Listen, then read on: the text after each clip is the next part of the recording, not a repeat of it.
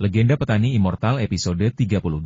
Namun, sebelum Li Yunfei sempat memanggil manajer toko, seorang wanita parubaya yang bersama Tuan Tuakin bergegas menghampiri dan dengan marah memarahi pramuniaga tersebut. Terlepas dari siapa yang benar atau salah, memarahi pelanggan di dalam toko adalah tindakan yang sangat salah. Asisten penjualan itu masih tidak yakin dan menunjuk ke arah Yang Yunu, sambil berkata, "Manajer, dia sama sekali tidak ingin membelinya. Dia mencoba lebih dari 10 barang, mengambil foto, melihat ke cermin, dan tetap tidak puas. Setiap barang di butik kami adalah produk berkualitas tinggi. Dia mengeluh bahwa itu tidak terlihat bagus di tangannya. Jadi mengapa dia tidak mengatakan bahwa tangannya sendiri jelek? Diam. Apa hakmu mengkritik pelanggan? Minta maaf kepada pelanggan sekarang juga." Manajer toko memarahi pramuniaga sambil mengedipkan mata padanya, dan berkata, "Ketua dari Hong Kong datang untuk memeriksa toko kita hari ini, dan kau yang menyebabkan kekacauan ini. Apa yang harus kukatakan padamu?" "Hah? Kenapa aku tidak tahu? Kau tidak memberitahuku." Pramuniaga itu akhirnya mengerti apa yang sedang terjadi ketika dia melihat mata manajer toko hampir keluar dari rongganya. Dia tidak pernah menyangka ketua dari Hong Kong akan datang ke toko untuk kunjungan pribadi di malam hari. Sebelumnya, tidak ada seorang pun yang memberi petunjuk sedikit pun. "Cukup." Wajah Qin Mingyue memerah karena marah. Dia merasa telah kehilangan muka di depan Li Yunfei sekali lagi. Kualitas karyawan yang buruk yang dipekerjakan oleh bisnis keluarganya juga menunjukkan bahwa manajemen keluarga Qin tidak kompeten. "Kau dipecat. Datanglah besok untuk menyelesaikan prosedur serah terima. Lakukan apapun yang perlu kau lakukan. Kau tidak akan kehilangan sepeser pun gajimu." Pramuniaga itu terdiam sejenak, lalu dengan marah berteriak, "HMPH, baiklah, aku tidak mau bekerja di sini lagi. Apa kau pikir aku menikmati bekerja di sini? Batu giok dan batu permata, yang menghasilkan komisi terbesar, selalu habis stok. Aku bekerja keras selama sebulan dan tidak menghasilkan banyak uang. Aku sudah ingin berhenti sejak lama." Setelah mengatakan itu, pramuniaga itu membanting tangannya ke meja dan pergi tanpa mengucapkan sepatah kata pun. Wajah Qin Mingyue memerah padam karena marah, sementara Tuan Tuakin tetap tersenyum, tanpa tidak terpengaruh oleh situasi tersebut. "Anak muda, apakah kamu datang bersama pacarmu untuk membeli cincin berlian? Jika kamu tidak menemukan yang cocok, kamu bisa menunggu sampai besok. Aku akan membawakan sejumlah cincin berlian yang dipamerkan di luar negeri dari toko utama kami di Hong Kong. Sebagai permintaan maaf, aku bisa memberimu diskon 20%. Tuan Tuakin cerdik, karena takut Li Yunfei tidak akan menerima hadiah gratis, dia hanya menyebutkan diskon 20%, yang sudah cukup besar. Terlebih lagi, jika dia benar-benar ingin membantu Li Yunfei, dia bisa saja menetapkan harga total yang sangat rendah. Hehe, itu akan terlalu merepotkan. Bukankah itu terlalu merepotkan? Li Yunfei hanya mengkhawatirkan apakah sepupunya bisa menemukan cincin yang disukainya. Aspek lain bisa diabaikan untuk sementara waktu. Dia juga tidak peduli dengan keamanan pekerjaan asisten penjualan. Semua orang sudah dewasa, dan semua orang harus bertanggung jawab atas kata-kata dan tindakan mereka sendiri. Tidak masalah sama sekali. Karena Anda membeli cincin berlian dari toko kami dan insiden ini terjadi, itu adalah tanggung jawab Kines Jewelry. Sebagai ungkapan permintaan maaf kami akan memberikan kompensasi yang sesuai. Ngomong-ngomong, ini kartu nama saya. Mari kita berkenalan secara resmi. Nama keluarga saya Qin, dan nama depan saya Chong. Nama saya Li Yunfei." Li Yunfei menjabat tangan Tuan Tuakin. Meskipun dia tahu bahwa pihak lain bermaksud untuk berteman, Tuan Tuakin juga sangat pandai bergaul dan memberikan kesan dapat dipercaya. Yang Yunu berbisik di telinganya, "Sepupu, mereka sengaja mengirimkan cincin berlian dari Hong Kong. Bukankah harganya akan sangat mahal? Jika cincin itu harganya 100.000 atau 200.000, menurutku itu tidak sepadan. Hanya membayangkan mengenakan sesuatu yang harganya lebih dari 100.000 di tanganmu saja sudah membuatku cemas. Bagaimana jika kau tidak sengaja kehilangannya? Bagaimana jika seseorang mencurinya? Hehe, dasar pelit. Selebriti bisa dengan mudah menghabiskan jutaan untuk cincin pernikahan, kita tidak lebih buruk dari mereka. Pilih saja satu, jangan khawatir soal uangnya." Li Yunfei menghiburnya. Meskipun mereka berbicara pelan, kakek Qin dapat mendengar mereka dengan jelas. Merasa geli, ia segera tertawa dan berkata, "Nona muda, pacarmu benar. Cincin pernikahan hanya diberikan sekali seumur hidup. Selama pacarmu mampu membelinya, kamu bisa memilih dari berbagai pilihan. Tidak masalah harganya mahal atau murah, asalkan kamu menyukainya. Pak Tua, kau membuatnya terdengar begitu mudah, tapi aku tahu kau adalah pedagang dan kami adalah pembeli. Bagaimanapun juga, kaulah yang diuntungkan, jadi tentu saja kau akan mengatakan itu." Sifat kikir Yang Yunu tetap tidak berubah. Dia memang pandai merencanakan intrik. "Haha, gadis kecil, untuk menenangkan pikiranmu, izinkan aku memberitahumu yang sebenarnya dulu. Cincin berlian termahal yang akan dikirim besok tidak akan melebihi 30.000 yuan, dan sebagian besar harganya sekitar 10.000 yuan. Bagaimana menurutmu? Tuan Tua Qin tertawa. Setelah mendengar tawaran kakek Qin, ekspresi Qin Mingyue langsung berubah. Dia tahu betul nilai perhiasan indah yang dipamerkan keluarganya di pameran. Perhiasan itu umumnya tidak untuk dijual, tetapi hanya ditawarkan kepada pelanggan khusus atau pelanggan jangka panjang.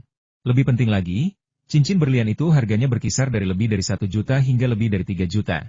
Dan kakeknya hanya meminta Li Yunfei 1% dari harga itu adalah bantuan yang cukup murah hati. Li Yunfei tidak mengetahui harga pasar cincin berlian. Ia berasumsi bahwa harga untuk orang biasa di toko tersebut sekitar 10 atau 20 ribu yuan, atau bahkan beberapa ribu yuan, dan bahwa semua cincin berlian memiliki harga yang kurang lebih sama.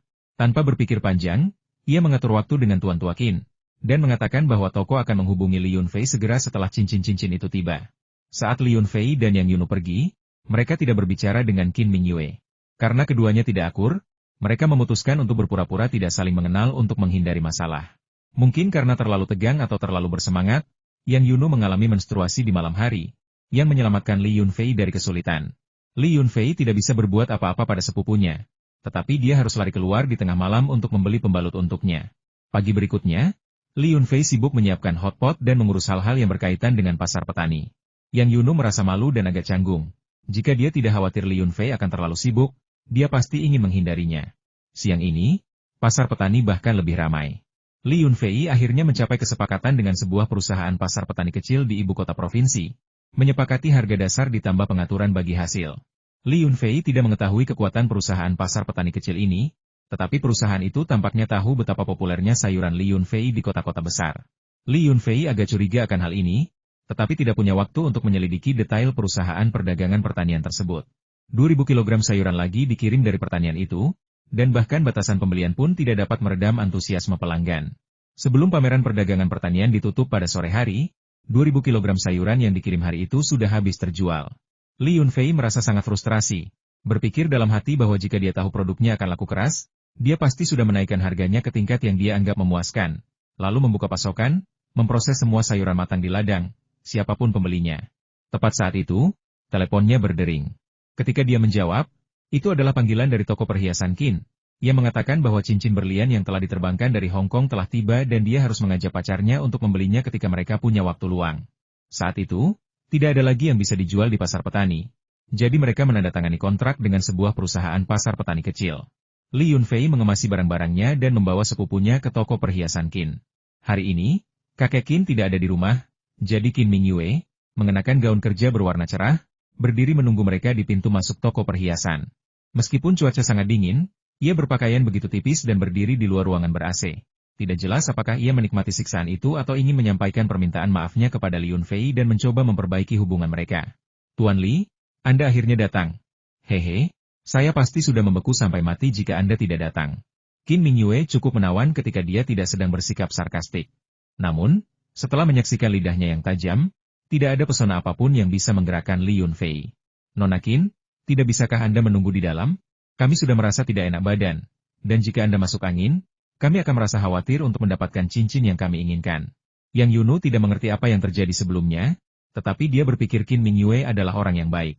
Melihat hidung Qin Mingyue memerah karena kedinginan, dia menggenggam tangannya dengan simpati, dan memang terasa sangat dingin. Hehe. Luar dan dalamnya sama saja. Qin Mingyue hampir mati malu. Bagaimana mungkin dia bertemu seseorang yang begitu tidak peka terhadap tata krama sosial, bahkan tidak mengerti sanjungan dalam kata-kata Yang Yunu? Namun, dia juga bisa melihat niat Yang Yunu yang sederhana dan jujur, tanpa sedikit pun sindiran. Hatinya langsung menghangat, dan dia tidak tega menarik tangannya. Qin Mingyue mengantar orang itu ke kantor di belakang meja kasir, tempat 2 petugas keamanan bersenjata berjaga di pintu. Li Yunfei sedikit terkejut, tiba-tiba menyadari bahwa jika cincin berlian ini tidak berharga, tidak akan ada petugas keamanan bersenjata lengkap. Koleksi cincin berlian ini terdiri dari 18 buah, masing-masing merupakan mahakarya. Cincin berlian yang dijual di toko biasa hanya bisa digambarkan sebagai berlian kecil, atau bahkan berlian sintetis, yaitu zirkonia kubik. Tetapi cincin berlian di sini, bahkan jika Anda menutup mata dan memilih satu, Anda tidak akan menemukan yang palsu, dan bahkan tidak akan memiliki cacat sedikit pun. Bahkan seorang pemula seperti Yang Yunu pun bisa menilai kualitas cincin berlian ini. Dia membuka setiap kotak bening itu, mengenakan cincin-cincin berkilauan itu di tangannya, dan akhirnya memilih sebuah cincin seharga 28.000 yuan, yang sangat disukainya. Qin Mingyue diam-diam menyeringai, Berpikir bahwa wanita ini memiliki selera yang bagus, dia sendiri menginginkan cincin berlian itu. Jika bukan karena memiliki begitu banyak saudara perempuan di keluarganya, mereka pasti akan mencoba mendapatkannya juga. Tetapi dia merasa enggan untuk membayarnya sendiri. Jadi dia menunda, dan sekarang cincin itu menjadi milik orang lain.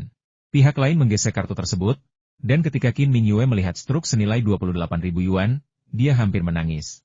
Jika memang semurah itu, dia bisa membeli beberapa barang seperti itu dengan memecahkan celengan masa kecilnya. Melihat Li Yunfei hendak pergi bersama pacarnya, Qin Mingyue segera menyusul dan langsung membahas urusan penting Tuan Li. Kakek saya mendengar bahwa Anda juga sangat ahli tentang batu giok mentah. Beliau akan mengadakan sesi pemotongan batu di rumah sepupu saya besok malam dan ingin mengundang Anda untuk mengobrol. Saya rasa sepupu saya, Wang Chao, akan segera menghubungi Anda.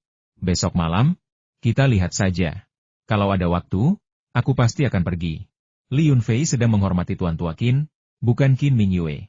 Ia merasa harga cincin berlian kali ini agak rendah, jadi ia memberikan diskon tambahan 20%, juga sebagai ungkapan terima kasih kepada Tuan Tua Qin. Qin Mingyue menggertakkan giginya karena marah. Dia telah mendapatkan jutaan keuntungan, tetapi pria itu bahkan tidak mau memberikan jawaban pasti. Apa maksudmu? Aku akan pergi saat ada waktu? Apakah waktumu begitu berharga? Apakah kau tahu siapa kakekku? Dia mengundangmu, dan kau berani beralasan. Jika berita ini tersebar, banyak orang akan mengutukmu karena tidak tahu aturannya. Jika kau pergi ke Hong Kong, kau bahkan tidak akan tahu bagaimana kau akan mati. Pasar petani selama 3 hari itu berhasil menjual beberapa ribu kilogram sayuran, bahkan dengan batasan pembelian yang sengaja diterapkan oleh Li Yunfei. Lebih dari 1.000 kartu nama dibagikan, tetapi hanya satu kesepakatan yang diselesaikan dengan sebuah perusahaan bernama Dongfang Agricultural Trade Company. Li Yunfei tidak merasa telah berhasil atau gagal. Selama orang-orang memperhatikan dan sayuran di ladangnya dapat dijual dengan normal, semuanya baik-baik saja. Meskipun Dongfang Agricultural Trade Company adalah perusahaan kecil dengan modal terdaftar hanya 10 juta yuan dan baru berdiri 1 atau 2 bulan, mereka mampu menyetujui permintaan Li Yunfei harga dasar 10 yuan per kilogram, dan setelah penandatanganan kontrak, keuntungan akan dibagi 5.050. Inilah syarat-syarat yang ditawarkan Dahua Trading kepada Li Yunfei, yang membuat selera makannya hilang, sehingga ia menerapkan syarat yang sama kepada perusahaan perdagangan pertanian lainnya. Jika tidak, puluhan perusahaan perdagangan pertanian pasti bersedia membeli semua sayuran dari pertanian mereka dengan harga 10 yuan per kilogram. Sambil membereskan etalase, Li Yunfei memberitahu Yan Yunu bahwa pameran perdagangan pertanian berjalan cukup baik, pada dasarnya memenuhi persyaratannya. Dia menambahkan, lihat saja Su Jingshou dan Qin Yao, dan Anda akan tahu betapa suksesnya Anda. Yang Yunu menertawakannya karena tidak memiliki batasan, dan menyuruhnya untuk tidak menambah luka orang lain. Li Yunfei menjawab sambil tersenyum bahwa dia hanya berbicara dengannya dan tidak berniat memperhatikan mereka. Su Jingshou dan Qin Yao juga berjalan melewati mereka dengan wajah serius, tanpa mengucapkan sepatah kata pun. Karena hubungan mereka telah memburuk hingga titik ini, mengatakan apapun akan tidak pantas, jadi lebih baik tetap diam. Kepala perusahaan perdagangan pertanian Dongfang mengatakan bahwa bos mereka akan mengunjungi Li Yunfei di pertanian dalam beberapa hari dan akan menghubunginya melalui telepon setelah itu. Karena pihak lain mengatakan demikian, Li Yunfei tidak terburu-buru. Setelah pulang ke rumah, dia dan Yang Yunu mengemasi barang-barang mereka dan bersiap untuk menghadiri undangan dari Guru Qin dan Wang Chao. Setelah berganti pakaian dan membawa oleh-oleh, Li Yunfei dan Yang Yunu naik taksi ke Villa Wang Chao. Awalnya mereka berencana mengendarai truk pickup Longhorn, tetapi bak truk penuh dengan sayuran dan barang-barang lain, sehingga tidak pantas untuk dikendarai ke sana. Ini adalah jamuan makan pribadi, dengan sebagian besar tamu adalah kerabat, teman, dan kenalan dari industri tersebut. Namun, Bapak Qin menjadikan pemotongan batu permata sebagai puncak acara jamuan makan, dan mengundang cukup banyak orang dari dunia perhiasan, termasuk Wu Zongxing, pemilik Wan Shizai. Wu Zongxing sebelumnya telah melibatkan Li Yunfei dalam perjudian giok dengan maksud untuk menipunya. Tetapi setelah mengetahui bahwa Li adalah seorang ahli giok, ia berkeringat dingin dan dipenuhi penyesalan. Ia juga mulai bertanya-tanya apakah giok mentah yang telah dibelinya mungkin mengandung giok yang sangat berharga. Saat melihat Li Yunfei, dia sama sekali tidak menunjukkan rasa kesal. Sebaliknya, dia sangat antusias, seperti bertemu teman lama yang sudah lama tidak dia temui. Berbagi tiket ke acara judi giok itu seperti menjadi rekan seperjuangan, jadi antusiasme seperti itu bukanlah hal yang aneh. Seperti Wang Chao, keduanya hanyalah teman yang dikenalkan oleh seorang teman, dan baru melakukan satu transaksi bersama. Namun sejak mereka bekerja sama untuk berpartisipasi dalam acara judi giok, sikap Wang Chao terhadap Li Yunfei menjadi lebih baik daripada sekadar teman lama. Tentu saja, yang lebih penting, Li Yunfei merekomendasikan batu giok mentah raksasa senilai ratusan juta kepadanya. Yunfei, senang bertemu denganmu di sini. Sepupuku bilang dia khawatir kau tidak akan datang. Haha, Batu mentah seukuran aslinya itu sudah ada di halaman. Kakekku melihatnya dan sangat memujinya. Ini pertama kalinya dia memujiku seumur hidupku. Wang Chao tampak gembira seperti anak kecil, memegang gelas anggur di satu tangan dan merangkul leher Li Yunfei, tertawa saat menyambutnya ke ruang tamu. Hari ini, kami mempekerjakan 10 pelayan wanita dari Hotel Bintang 5. Mereka tidak hanya sangat cantik tetapi juga memberikan pelayanan yang sangat baik. Tentu saja, para tamu hari ini adalah orang-orang terhormat, dan para pelayan semuanya adalah wanita yang sopan. Selain menggunakan pesona untuk terlibat dalam percakapan pribadi atau menyentuh, perilaku seperti itu tidak dapat diterima, dan tidak seorang pun akan begitu tidak tahu malu untuk melakukan hal itu. Villa Wang Chao memiliki halaman yang luas. Selain lampu jalan di halaman, terdapat bola lampu super besar di tengahnya, di bawahnya terdapat batu giok yang lebih tinggi dari manusia. Seluruh halaman dalam bermandikan sinar matahari, ramai dengan para tamu, sebagian mendiskusikan anggur, sebagian lainnya menikmati camilan, mengobrol, dan tertawa. Suasananya sangat meriah. Li Yunfei mengajak Yang Yunu untuk berterima kasih kepada Tuan Tua Qin terlebih dahulu, mengatakan bahwa mereka telah menemukan cincin berlian yang memuaskan. Tuan Tua Qin juga sangat senang, mengatakan bahwa bagus sekali mereka telah menemukannya. Kemudian, ketika dia melihat hadiah di tangan Yang Yunu, yaitu ramuan seperti Cordyceps dan Dendrobium officinale, lelaki tua itu sangat senang, mengatakan bahwa dia sudah tua dan menyukai hal semacam ini, dan itu akan membantunya melewati musim dingin berikutnya. Tuan Qin, Anda terlalu baik. Kesehatan Anda sangat baik. Anda bisa dengan mudah bertahan selama 10 musim dingin, apalagi hanya 1. Karena Anda telah datang jauh-jauh ke daratan, silakan kunjungi kampung halaman saya jika ada waktu. Saya mengelola pertanian kecil di sana, tempat kami menanam sayuran hijau alami.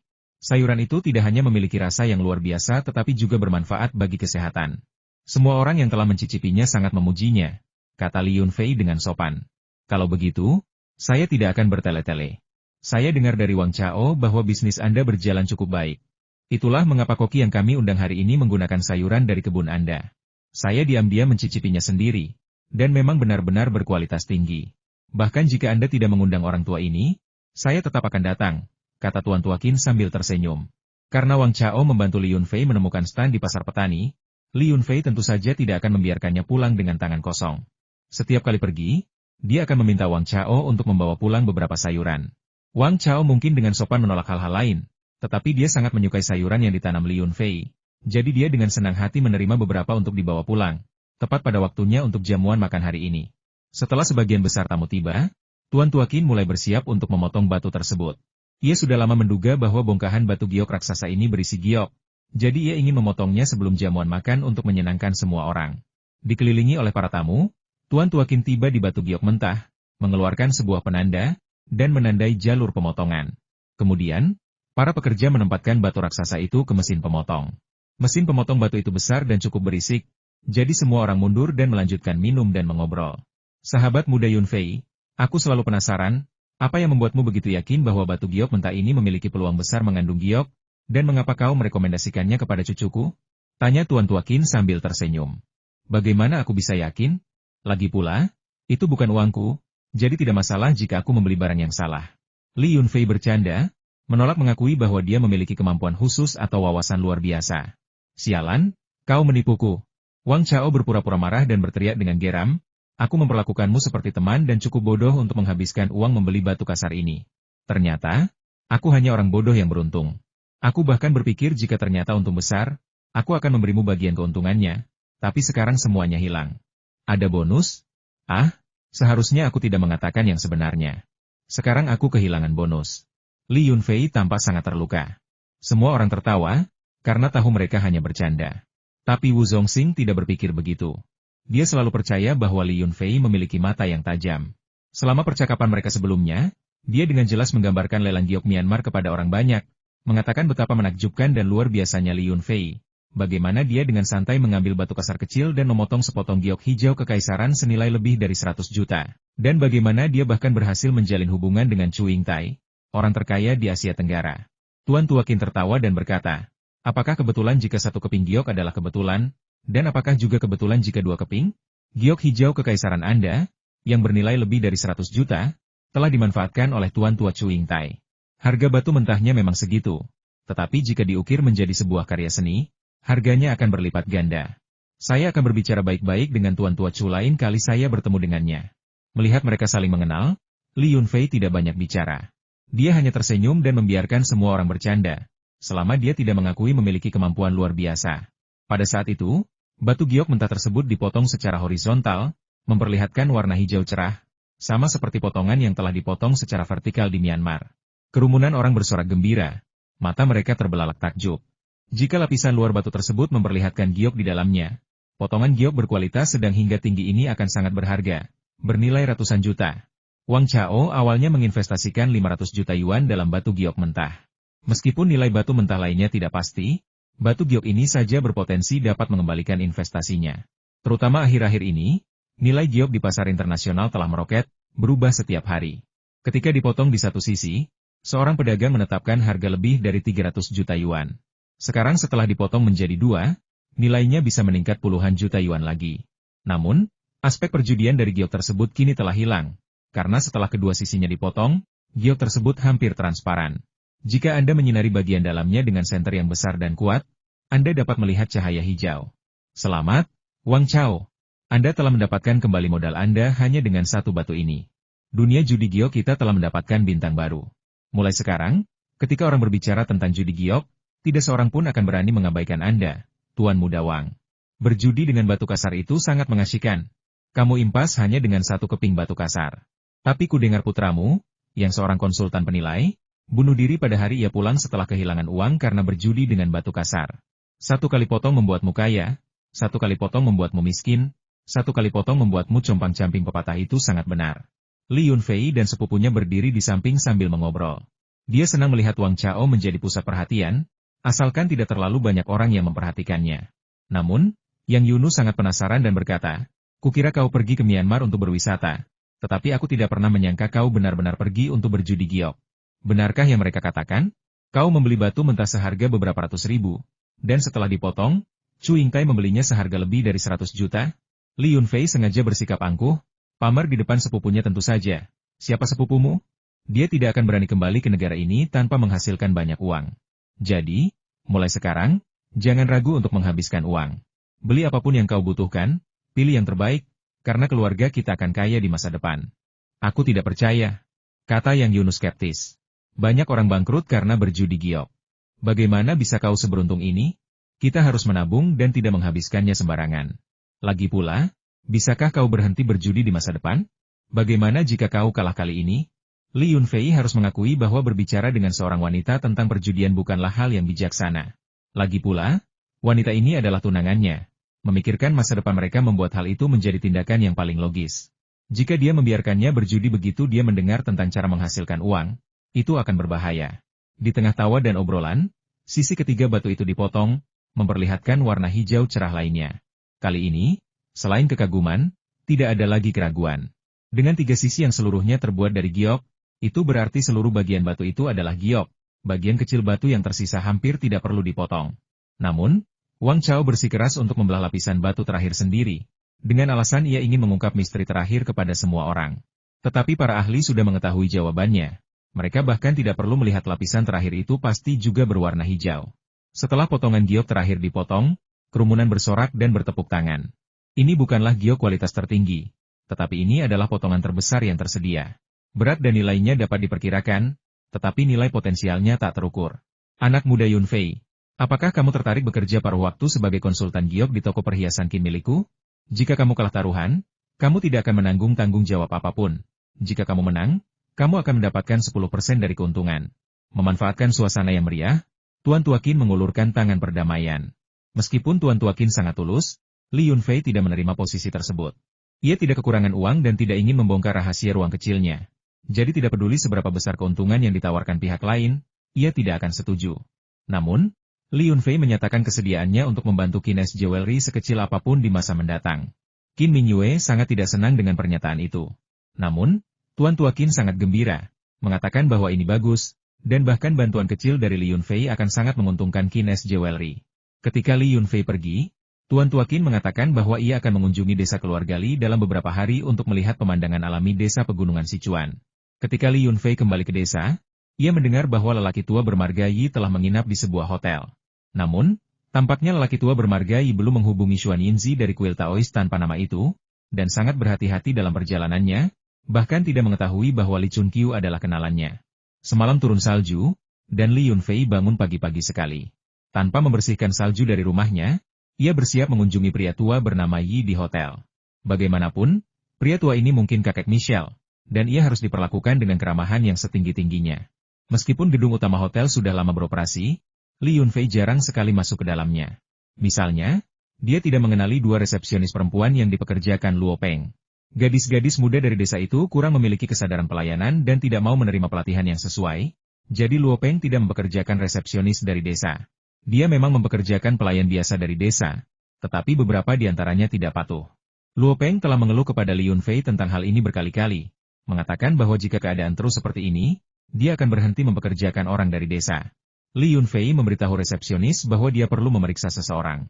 Resepsionis tahu untuk merahasiakannya, tetapi pada akhirnya, dia tidak punya pilihan selain menghubungi Luo Peng, dan baru kemudian resepsionis mengetahui nomor kamar pria tua bermargai itu. Pria tua bermargai tinggal di lantai 2 di sebuah suite besar, dengan 2 pelayan berbagi kamar dengannya. Sebenarnya, tinggal di lantai pertama rumah bambu itu lebih nyaman. Meskipun dekorasinya sama, suhu di lantai pertama tetap lebih sejuk daripada di lantai kedua. Li Yunfei berjalan ke pintu dan mengetuk perlahan. Tampaknya orang di dalam sudah bangun, mereka segera membuka pintu. Seorang pelayan, dengan mata waspada, menatap Li Yunfei. Meskipun mereka pernah bertemu sekali sebelumnya, dia masih bertanya, "Apa yang Anda inginkan? Siapa yang Anda cari?" "Saya sedang mencari Pak Yi. Kami bertemu di pameran perdagangan pertanian provinsi 2 hari yang lalu. Saya mendengar dia akan datang ke desa keluarga Li kami, jadi saya menyuruh seseorang untuk mengawasinya. Karena tahu Anda menginap di hotel, saya datang untuk mengundang Pak Yi ke pertanian kami." Li Yunfei tersenyum dan menjelaskan tujuannya. Karena lelaki tua bermargai itu menyuruhnya memanggilnya seperti itu, dia menurutinya dan memanggilnya demikian. Sebenarnya, menurut sistem senioritas dari sudut pandang kakek Li Yunfei, dia seharusnya memanggil lelaki tua bermargai itu paman guru. Tetapi menurut sistem senioritas Michelle, memanggilnya kakek tidak akan menjadi masalah. Lelaki tua bermargai tampak baru berusia 50-an, tetapi sebenarnya dia seharusnya berusia 60-an atau 70-an, karena dia adalah murid tertua dari guru Taois Xuanzu, dan usianya hampir sama dengan Li Chunqiu. Wajah pelayan itu menegang, dan dia tidak punya pilihan selain meminta Li Yunfei menunggu di pintu sementara dia masuk untuk melapor. Bahkan, tepat saat dia menutup pintu, dia mendengar Tuan Tua Yi memanggil dari dalam. "Apakah itu teman muda Li Yunfei? Hehe, silakan undang dia masuk. Dia sudah puluhan tahun tidak kembali, dan semuanya telah berubah. Jika dia tidak memiliki penduduk setempat yang terpercaya, dia akan benar-benar meraba-raba dalam kegelapan kemanapun dia pergi. Tuan Yi, kita tidak bisa begitu saja mempercayai pemuda ini, bukan?" Pelayan itu mengingatkannya dengan hati-hati. Meskipun suaranya pelan, Li Yunfei masih bisa mendengarnya dengan jelas. Tidak ada jalan lain. Keenam inderanya kini terlalu tajam, dan dia bisa mendeteksi bahkan gerakan terkecil sekalipun. "Kamu tidak mengerti. Haha, buka saja pintunya dan kamu sudah sampai," kata lelaki tua bermargai dengan tenang. Li Yunfei membuka pintu dan masuk. Seorang pria tua bermargai, mengenakan pakaian dinasti Tang, sedang duduk di kursi bambu di aula kecil, minum teh. Ruangan itu hangat, dan lapisan salju tebal di luar bersinar terang melalui jendela. "Apakah kakek Yi merasa nyaman di sini?" tanya Li Yunfei dengan sopan sambil masuk. "Untungnya, dulu ketika saya belajar di kuil Taois, saya juga tinggal di rumah bambu. Kalau dipikir-pikir, sudah beberapa tahun sejak saya mengalami hal ini. Mengenang kembali kenangan lama adalah kenikmatan yang luar biasa." Pria tua bermargai itu tersenyum, mengundang Li Yunfei untuk duduk di sebelahnya, dan menuangkan secangkir teh untuknya. Setelah mengucapkan terima kasih, Li Yunfei menerima teh itu dan berkata, "Berbicara tentang kuil Taois, saya pernah pergi ke Puncak Wangxian beberapa waktu lalu. Di Puncak Wangxian, ada sebuah kuil Taois yang sudah rusak. Sekarang hanya tersisa setengah dari dinding halaman dan sebuah kuil yang bocor. Di halaman samping, ada pondasi bangunan bambu. Mungkin karena sudah terlalu tua, bangunan bambu itu sudah tidak ada lagi, dan hanya tersisa tumpukan bambu yang patah, terkubur di antara genteng. Kuil Taois bobrok di Puncak Wangxian? Heh." Pria tua bermargai tampak agak linglung dan berkata dengan ringan, "Sudah puluhan tahun sejak terakhir kali saya melihatnya. Saya tidak pernah menyangka akan mendengar orang menyebut kuil Taois ini lagi. Ketika saya di sini, namanya adalah kuil Wudao, bukan kuil Taois bobrok." Li Yunfei mengamati ekspresi lelaki tua itu dengan saksama. Melihat bahwa lelaki tua itu masih tidak mau mengatakan yang sebenarnya, ia melanjutkan, "Oh, kau mengatakan hal yang sama seperti Taois Suanyin. Aku kenal seorang Taois di Puncak Rizhao yang juga mengatakan bahwa kuil yang bobrok itu bernama kuil Wudao. Kuil itu pernah berjaya untuk suatu periode waktu pada era khusus itu." "Apa? Kau kenal Xuanyin?" "Hehe, Ngomong-ngomong, kita memang ditakdirkan bersama. Aku juga kenal Xuan Yin, tapi itu sudah lama sekali. Waktu dia masih muda, pria tua bermargai itu masih merahasiakan identitasnya. Li Yunfei diam-diam mencibir, bertanya-tanya penganiayaan macam apa yang diderita lelaki tua ini di masa lalu, sehingga ia menjadi begitu waspada dan berhati-hati. Bahkan setelah menjelaskan dirinya dengan sangat jelas, lelaki tua itu tetap tidak mau mengungkapkan identitas aslinya. Jika Michelle tidak memberitahunya bahwa ada adik laki-lakinya di gunung terdekat, mungkin ia tidak akan datang sama sekali. Karena itu, tidak ada lagi yang perlu dikatakan. Li Yunfei berdiri untuk pamit, sambil mengatakan bahwa ia ingin mengundangnya mengunjungi pertaniannya suatu saat nanti. Saat mereka mengantar Li Yunfei ke pintu, lelaki tua bermarga Yi tiba-tiba berkata, "Teman muda Yunfei, nama saya Yi Huai'an. Jika Anda bertemu Xuan Yinzi, Anda dapat menyampaikan masalah saya kepadanya." Li Yunfei pergi tanpa menoleh ke belakang. Suaranya terdengar dari lantai bawah salju tebal telah menghalangi gunung, sehingga terlalu sulit untuk masuk. "Aku tidak punya waktu untuk pergi ke puncak Rizhao. Jika kau ingin menemuinya, carilah dia sendiri." Kasihan sekali, Guru Xuan Yin terus menyebut kakak seniornya, Xuan Anzi, kepadaku. Aku bertanya-tanya apakah aku akan pernah memiliki kesempatan untuk bertemu dengannya lagi di kehidupan ini. Yi Huai'an tersandung dan hampir jatuh. Pemuda ini tahu segalanya. Dia hanya mempermainkannya. Sungguh menggelikan bahwa dia berpura-pura misterius dan tidak mengungkapkan identitasnya kepadanya. Sungguh memalukan. Dia ingin mengejar Li Yunfei, tetapi dalam sekejap mata, Li Yunfei sudah berada beberapa ratus meter jauhnya, sedang mengamati orang memancing. Kecepatan ini membuat Yi Huai'an curiga dan dia tidak berani mengejar. Meskipun salju turun lebat, secara mengejutkan ada banyak pelanggan yang memancing. Li Yunchong, entah mengapa, malah menemani seseorang memancing. Setelah diperhatikan lebih dekat, ia mendapati wanita muda yang cantik dengan kulit putih, fitur wajah yang halus, dan senyum yang menawan. Namun, yang duduk di sebelahnya adalah seorang pria muda tampan lainnya, jauh lebih gagah daripada Li Yunchong. Namun, Li Yunchong cukup banyak bicara, dan dia berhasil membuat gadis cantik itu sering tertawa, yang membuat pria tampan di sebelahnya sangat cemburu. Li Yunfei ingat bahwa kedua orang asing itu adalah pemeran utama pria dan wanita dari kru film. Mereka tidak ada hubungannya dengan Li Yunchong, tetapi atas bujukannya, mereka malah berteman dengan sutradara kru. Kapanpun ada sesuatu, mereka akan membiarkan Li Yunchong ikut serta. Setelah syuting 2 episode pertama, Li Yunchong sudah memainkan 2 peran kecil. Li Yunfei tidak ingin mengganggu mereka dan hendak pergi ketika Li Yunchong melihatnya dan berteriak, "Saudara Fua, kenapa kau lari saat melihatku? Apakah kau takut memberi kami makan gratis?" "Hehe, aku sudah bilang aku kenal pemilik pusat memancing ini." Tapi pria tampan ini tidak percaya dan hampir meremehkan wajah tampanku seolah-olah jelek. Sebelum Li Yunfei sempat berbicara, Li Yunchong berkata dengan bangga, "Kalian berdua, lihat, dia pemilik pusat perikanan ini. Bukan hanya pusat perikanan ini, tetapi semua tanah dan bangunan di belakangnya juga miliknya. Jembatan ponton yang sedang dibangun di sebelah jembatan yang rusak di depan juga dibangun oleh perusahaan investasi pariwisatanya. Musim semi mendatang, saat kita syuting, kita tidak perlu bekerja sekeras ini, dan kita tidak perlu khawatir mabuk laut. Kita bisa langsung berjalan menyeberang." Li Yunfei bisa merasakan bahwa pria itu mungkin sedang mengejar gadis itu, tetapi merasa peluangnya tipis, jadi dia mulai membual dan melebih-lebihkan, bahkan mengarang cerita tentang dirinya sendiri. Namun pada dasarnya, tidak ada yang salah dengan itu. Wajar jika seorang pria mengejar seorang wanita, dan Li Yunfei tentu tidak akan mempermalukan saudaranya saat ini, juga tidak akan terlalu malu-malu. "Hehe, tebakanmu benar. Aku memang takut kau akan meminta makan gratis. Karena pusat perikanan memiliki saham di komite desa, tidak mudah bagiku untuk melakukan itu. Tapi jika kau datang ke salah satu restoran perusahaanku untuk makan siang, aku bisa memberimu makan gratis." Li Yunfei bercanda dengan santai, seolah tidak menyadari situasi tersebut. Terus terang saja, restoran-restoran di bawah perusahaannya pada dasarnya adalah kantin dari kota restoran Pavilion Bambu. Mereka menyajikan masakan yang terjangkau, tanpa hidangan yang terlalu mahal, menggunakan sayuran dan ikan biasa, dan tidak ada yang syarat dengan energi spiritual. Restoran terjangkau ini terbuka bagi mereka sesuka hati. Li Yunchong tidak peduli dengan omong kosongnya. Melihat bahwa dia bersedia bekerja sama, dia melanjutkan, "Meskipun makanan di hotel Anda tidak buruk, akan terlalu murahan jika saya mengundang Nona Sui Sian Er makan siang hari ini. Jika Anda mengatakan King Heju akan memberi saya makan gratis, saya mungkin akan senang sejenak." "Oh, apakah ini Nona Narcissus dari kru film? Kudengar dia terlihat seperti peri bahkan tanpa riasan. Dan melihatnya hari ini, itu memang pantas. Hehe, nanti aku beritahu kakak King He, kalian bisa pergi makan." Setelah diperlakukan seperti ini, sudah waktunya Li Yunfei pergi. Jika tidak, ada sesuatu yang terasa janggal. Sui Sian Er sudah berdiri. Dia agak mungil dan menyapa Li Yunfei dengan senyuman. Namun, sang protagonis pria, yang memanggil pemilik rumah, menatap Li Yunfei dengan ekspresi tidak ramah. Nama keluarga Sui dan Fang tidak umum, tetapi keduanya termasuk dalam 100 nama keluarga. Awalnya, Li Yunfei mengira itu adalah nama panggung, tetapi kemudian dia mengetahui bahwa itu adalah nama asli mereka. Pemilik penginapan, yang tidak menyetujui sikap Li Yunfei dan Li Yuncong yang terlalu menjilat Sui Xian'er, berkata dengan wajah tegas, seorang pemilik usaha di kota kecil bertingkah seolah-olah dia orang istimewa. Keluarga saya juga memiliki perusahaan, dan saya tidak kekurangan uang.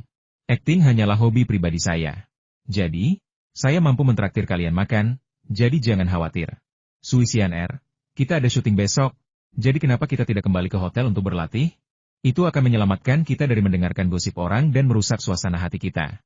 Angin bertiup kencang dan salju turun, suasana terasa lebih kaku dan dingin daripada butiran salju itu sendiri. Li Yunfei melirik pemilik rumah, sama kesalnya. Mereka semua masih muda, mengobrol dan tertawa, tetapi kata-kata menyakitkan pemilik rumah itu tidak dapat diterima. Karena ketidakpuasannya, Li Yunfei memutuskan untuk membantu temannya, Li Yuncong. Lagi pula, salju turun lebat, dan dia tidak punya hal lain yang lebih baik untuk dilakukan.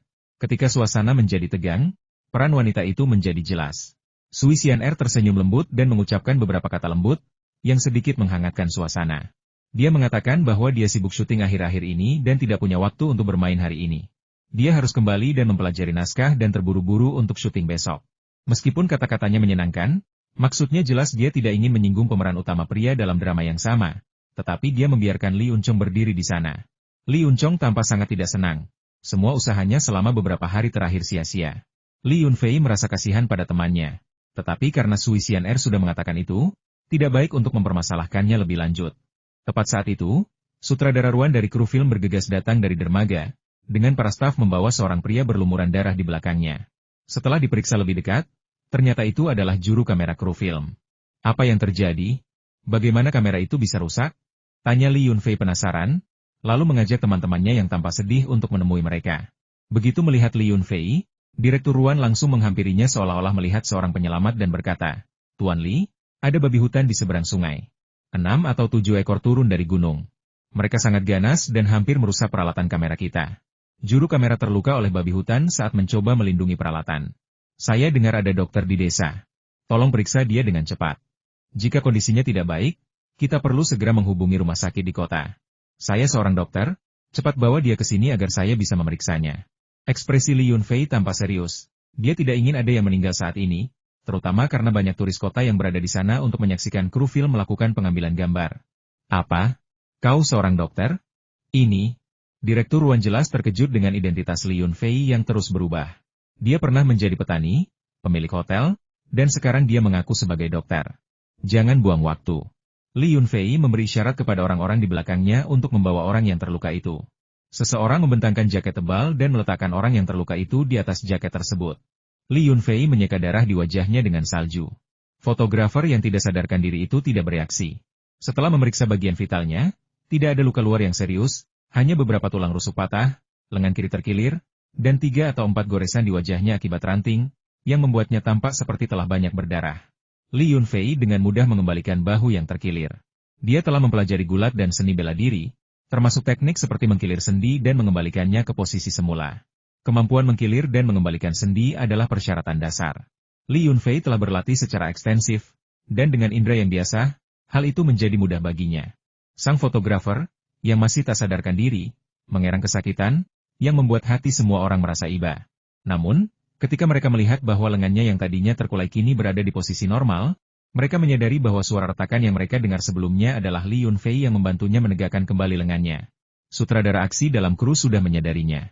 Ia berseru dari balik kerumunan bahwa kemampuan Li Yunfei dalam memperbaiki tulang sangat mahir. Ia dapat dengan mudah memperbaiki bahu dan siku yang terkilir. Akan sulit bagi orang biasa untuk melakukan ini tanpa latihan keras selama 3 hingga 5 tahun. Karena darah di wajahnya tertutup es dan salju, darah itu cepat membeku, sehingga tidak meninggalkan jejak darah di wajahnya, dan kondisi fotografer itu tampaknya langsung membaik. Namun, Li Yunfei mengatakan bahwa cedera utamanya adalah pada tulang rusuknya, dan ia bahkan menderita cedera dalam akibat jatuh, sehingga ia harus mengonsumsi beberapa dosis obat tradisional Tiongkok.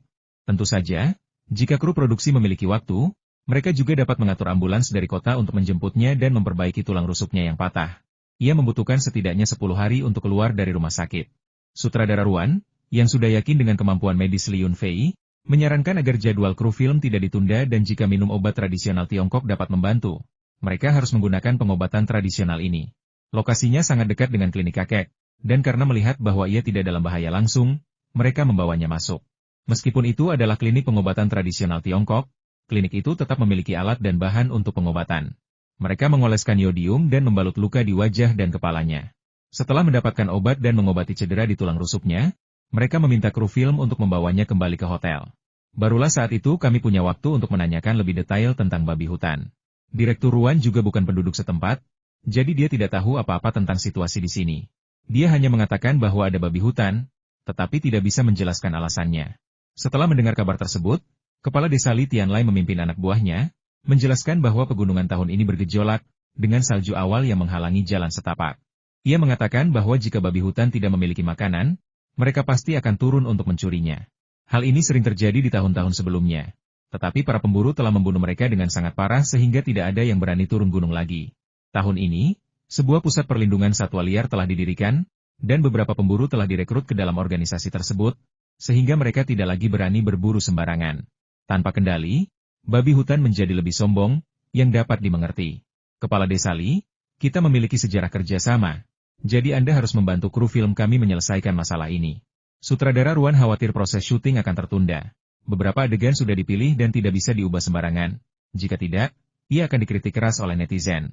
Jangan khawatir, aku akan mencari 2 pemburu untuk memeriksanya dulu. Mereka akan ada di sana untuk melindungimu saat kamu syuting. Yang penting, sediakan makanan untuk kami, kata Kepala Desa Li Tianlai. Begitu selesai berbicara, Li Uncong langsung berteriak, Kepala Desa, ayahku seorang pemburu, dan aku pernah berburu sebelumnya. Mari kita lindungi kru film. Kepala Desa menatap tajam Li Uncong dan berteriak, dengan lengan dan kakimu yang kurus, jenis buruan apa yang pernah kau buru? Ini bukan seperti menangkap burung pegar, kelinci, atau babi hutan, yang bisa mengancam nyawa. Bahkan Fua lebih sering pergi ke pegunungan daripada kau. Aku pasti akan memanggil ayahmu, tapi kau tidak mungkin ikut. Tidak mungkin, sebenarnya aku cukup jago berburu. Tidak seperti kamu, tanyakan pada saudaraku Fua. Setiap kali menghadapi momen genting, Li Uncong akan menyebut-nyebut Li Yunfei. Namun, berburu babi hutan memang berbahaya, dan Li Yunfei tidak akan berbicara sembarangan tentang hal ini. Jadi dia harus mengatakan yang sebenarnya jika kalian tidak hati-hati saat berburu babi hutan, sesuatu yang buruk bisa terjadi. Mari kita kirim 2 pemburu sungguhan, dan kita bisa menyaksikan keseruannya dari pinggir lapangan. Paman Kicun pandai, dan aku pernah mendengar bahwa Paman Shito cukup terampil dalam berburu babi hutan, jadi akan lebih aman jika kita mengirimnya. Maksudmu Li Shito? Kakinya tidak begitu baik, dan dengan hujan dan salju, aku perlu bertanya padanya apakah dia akan pergi. Sudah lama aku tidak melihatnya berburu. Aku tidak ingin dia memaksakan diri terlalu keras saat dia merasa tidak enak badan. Akan sulit untuk mengatakan apa yang mungkin terjadi jika terjadi sesuatu yang tidak diinginkan. Li Tianlai mengatakan ini, tetapi dia sudah mengambil keputusan. Karena desa keluarga Li tidak bergantung pada perburuan untuk mata pencaharian, para pemburu di desa tersebut berada di sana murni karena minat, dan pemburu yang benar-benar terampil sangatlah langka. Jika mereka tidak punya pilihan lain, mengapa mereka memilih pemburu seperti Li Shitou, yang berusia lebih dari 40 tahun, untuk mengambil pekerjaan itu? Adapun para pemburu muda, jumlahnya bahkan lebih langka. Pertama, pemerintah tidak lagi mengizinkan perburuan, dan kedua, sebagian besar anak muda bekerja di tempat lain dan telah lama meninggalkan gagasan untuk mencari nafkah di pegunungan. Hal ini juga terjadi di Lijiashai dan desa-desa lainnya. Hanya desa Zhangqiao yang merupakan desa perburuan tradisional, di mana beberapa pemburu muda yang terampil masih dapat ditemukan. Anak-anak desa sangat gembira ketika mendengar bahwa seseorang akan berburu di seberang sungai. Mereka semua berkumpul di penyeberangan feri, berteriak dan ingin menyeberangi sungai untuk melihatnya.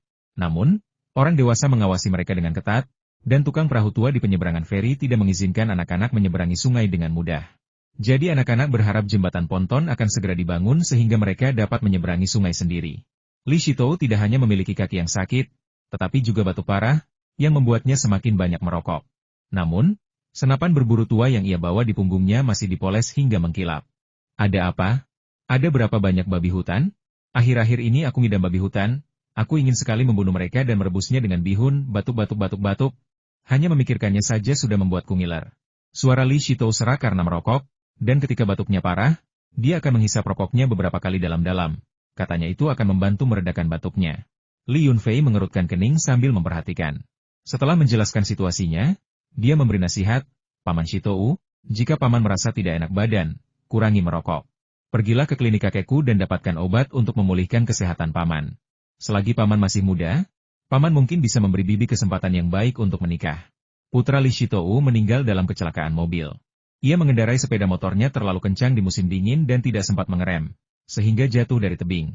Saat jenazahnya ditemukan, sudah membeku. Kehilangan putranya yang seharusnya meneruskan garis keturunan keluarga menjadi penyebab keputusasaan Li Shitou. Haha, jangan coba menghiburku, nak. Aku paling tahu kondisi tubuhku sendiri. Tak ada harapan bagiku di kehidupan ini. Tapi ku dengar kau menyimpan anggur enak. Kapan kau akan mengambilkan sedikit untuk ku coba? Kata Li Shitou. Mau minum anggur enak ini untuk merendam ramuan obat? Anggur ini bisa menyembuhkan nyeri sendi, rematik, dan kaki dingin. Singkatnya, setelah meminumnya, mungkin kakimu akan berhenti sakit, kata Li Yunfei sambil tersenyum. Mata Li Shitou berbinar dan dia berseru, minumlah.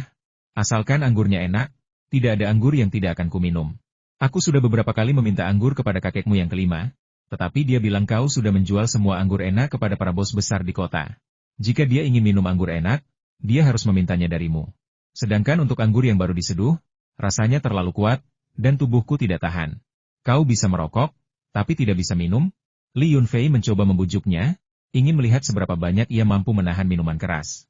Melihat Li Qichun juga datang, ia berkata, ayo kita pergi ke kaki gunung untuk memeriksa babi hutan. Jika kita bisa menangkap 1 ekor sebelum tengah hari, kita akan kembali dan memasaknya dengan anggur. Jika kau ingin berjaga di sana, aku akan membawakanmu anggur dari rumah. Minum di tengah salju bahkan lebih nikmat. Kelompok itu dengan cepat menyeberangi sungai menggunakan perahu. Li Yunchong diam-diam mengikuti, mengatakan bahwa jika Li Yunfei bisa pergi, dia juga bisa pergi. Sekarang mereka sudah menyeberangi sungai, tidak akan ada yang mengganggunya. Ada 2 senapan berburu di sana. Selama dia tidak melakukan kesalahan serius, dia tidak akan berada dalam bahaya. Seorang anggota kru film juga datang untuk menunjukkan lokasi babi hutan kepada para pemburu. Sementara itu, salju terus turun, dan pada saat mereka sampai di lokasi kejadian, jejak kaki yang tersebar telah tertutup salju.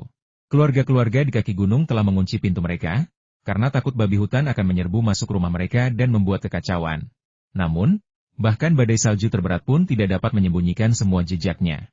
Kedua pemburu itu mencari kotoran babi hutan, kemudian menggali beberapa area dan menemukan jejak kuku yang tersembunyi di dalamnya. Para anggota kru menyadari bahwa mereka tidak lagi dibutuhkan, mengucapkan selamat tinggal dan pergi. Jadi, hanya 4 orang yang tersisa di lokasi syuting kedua pemburu, Li Yunfei dan Li Yunchong. Semakin jauh kami berjalan, semakin jelas jejak babi hutan terlihat. Beberapa pohon kecil di pinggir jalan patah karena mereka menggaruk dan menggosokkan tubuhnya ke pohon. Setelah melewati lahan kosong dan hutan ini, kami sampai di jalan setapak di tepi sungai yang mengarah secara diagonal ke ladang Chenjiagou. Oh tidak, ada beberapa rumah kaca besar di depan, area budidaya jamur di Chenjiagou. Kita tidak ingin rumah kaca itu rusak oleh babi hutan. Li Yunfei tiba-tiba teringat sesuatu dan menjadi sangat cemas. Namun sebelum kata-kata itu selesai diucapkan, beberapa tembakan teredam terdengar dari depan. Terkejut, beberapa babi hutan keluar dari rumah kaca, mendengus dan melengking, dan langsung muncul di tanah yang seputih salju. Beberapa lubang besar terlihat di rumah kaca, yang jelas menunjukkan bahwa babi hutan baru saja menyerbu tempat itu. Cari tempat untuk bersembunyi, jangan lawan babi hutan yang mengamuk itu secara langsung. Teriak Li Shitou, lalu bersembunyi di balik pohon besar di pinggir jalan, menyiapkan senapan berburunya, dan membidik babi hutan yang menyerang. Ada 6 ekor babi hutan, 2 besar dan 4 kecil. 2 ekor yang besar beratnya lebih dari 300 jin, sedangkan 4 ekor yang kecil beratnya hanya sekitar 100 jin. Saat berlari, mereka sangat agresif, dan tanah sedikit bergetar seolah-olah ada ribuan pasukan. Babi hutan itu mencoba melarikan diri kembali ke hutan melalui jalan yang mereka lalui sebelumnya, tetapi 2 pemuda yang marah dan gera mengejar mereka dengan senapan berburu. Seekor babi hutan kecil tampak tertembak di bagian pantatnya, darah menetes dari sana. Mungkin senapan berburu rakitan itu terlalu berisik dan menakuti mereka. Cukup aneh bahwa mereka tidak melawan meskipun terluka. 5 meter, 400 meter, 300 meter, semakin dekat dan semakin dekat. Kedua pemburu yang bersembunyi di balik pohon itu mulai membidik. Menembak babi hutan yang sedang berlari di bagian vitalnya sangat sulit, dan juga membutuhkan ketepatan sasaran dan keberanian yang besar dari para pemburu. Namun, pada saat itu, Li Shitou terbatuk, dan kedua babi hutan yang berlari di depan berteriak ketakutan, berhenti tiba-tiba, dan tergelincir di tanah yang licin, hampir jatuh beberapa kali. Babi hutan yang terluka itu berada dalam kondisi yang lebih buruk, jatuh terlentang dengan alat kelaminnya terbuka di hadapan pemburu. Sialan, tembak. Li Shitou ingin menebus kesalahannya, melihat kesempatan dan menembak lebih dulu. Sasarannya adalah babi hutan yang terluka, tetapi tembakan pertamanya meleset ke atas, hanya mengenai kuku babi hutan dan mengenai mulutnya. Tepat ketika dia merasa kesal, Li Qichun melepaskan tembakan susulan, mengenai jantung babi hutan itu. Dengan suara oing-oing yang keras, babi hutan seberat 100 pon itu mengeluarkan jerita menyedihkan, menendang dan mencakar tanah beberapa kali, dan darahnya menodai salju putih menjadi merah sebelum akhirnya tergeletak tak bergerak. Babi hutan pemimpin kawanan itu tahu bahwa ia telah menimbulkan banyak masalah hari ini, jadi ia tidak berani melawan. Dalam benaknya, seolah-olah ada musuh di mana-mana dan senapan berburu di mana-mana. Ketika ia melihat seseorang menembakkan tembakan di depannya, ia berbalik dan menghilang ke dalam hutan terdekat. Li Shitou dan Li Qichun menyuruh Li Yunfei untuk menunggu di belakang mereka dan tidak bergerak, sementara mereka melanjutkan pengejaran dengan senapan berburu mereka. Setelah melewati parit kering, mereka melihat 2 babi hutan besar dan 3 babi hutan kecil kembali ke sekitar lokasi syuting kru film, lalu melarikan diri ke pegunungan melalui pintu masuk resmi. Li Yunfei dan Li Yunchong adalah tipe orang yang gelisah. Mereka sudah cukup tidak senang karena tidak sempat bermain dengan senapan berburu mereka sebelumnya. Setelah kedua pemburu itu berjalan cukup jauh, mereka melompat keluar dari balik pohon dan berlari menuju babi hutan yang telah jatuh. Sebenarnya, babi hutan yang beratnya sekitar 100 pon bukanlah hewan kecil.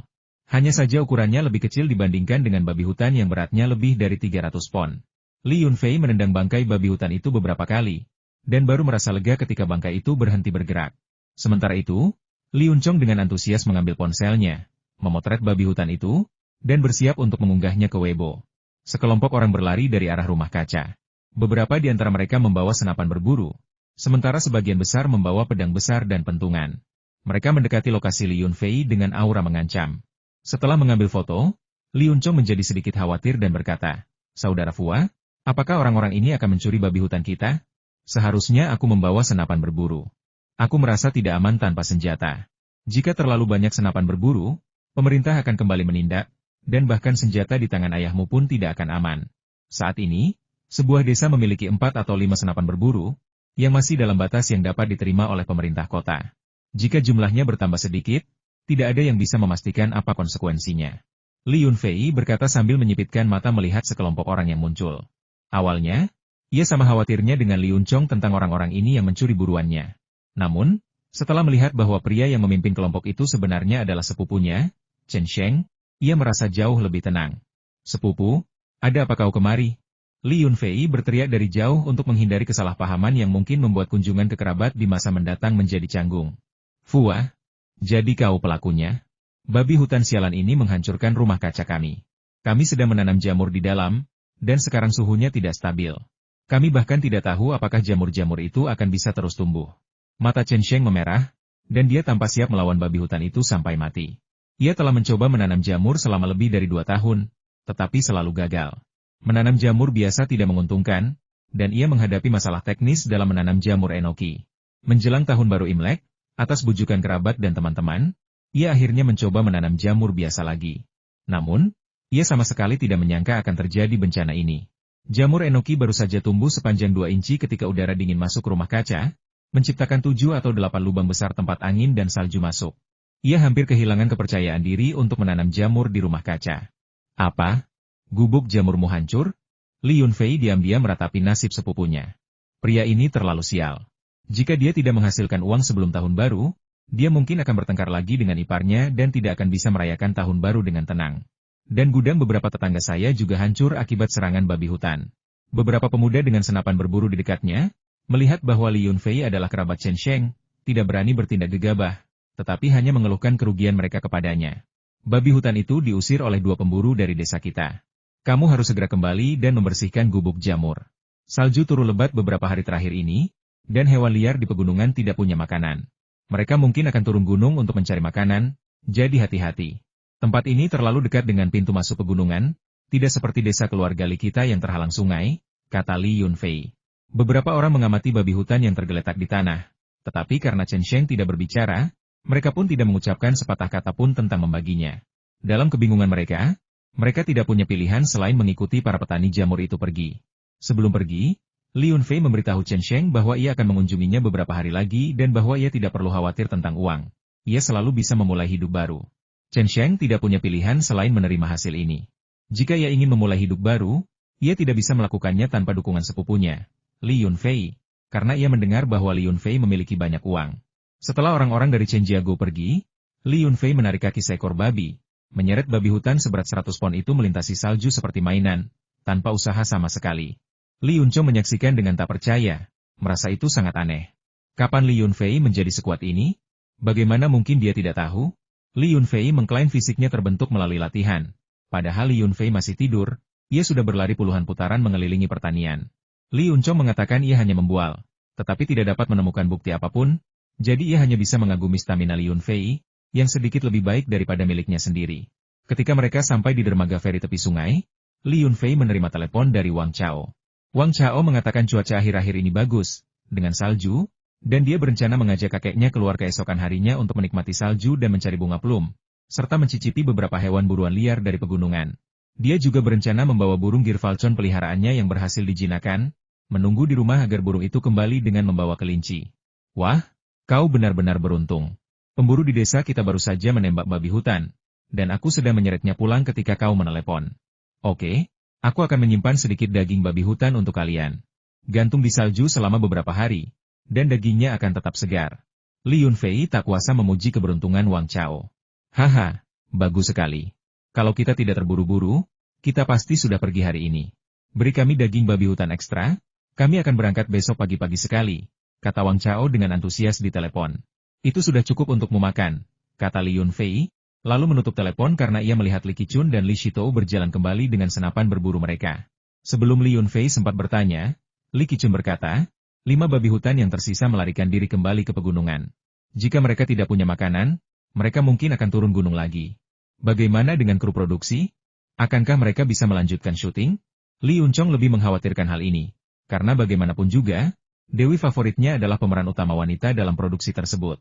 Mari kita kembali ke desa dan membicarakannya. Dalam cuaca buruk seperti ini, kita tidak akan sanggup berdiri di salju terlalu lama. Setelah mengatakan itu, Li Qichun membantu Li Yunfei membawa babi hutan ke atas perahu. Sang nelayan memuji mereka beberapa kali dan bercanda, tidak ada seorang pun di Li Jiashai yang menangkap ikan besar selama bertahun-tahun. Kalian berdua masih setajam dulu, menjatuhkan babi hutan hanya dengan satu gerakan. Penduduk desa akan mendapat suguhan istimewa. Dahulu, ketika hewan liar besar diburu, semua orang di desa akan berbagi.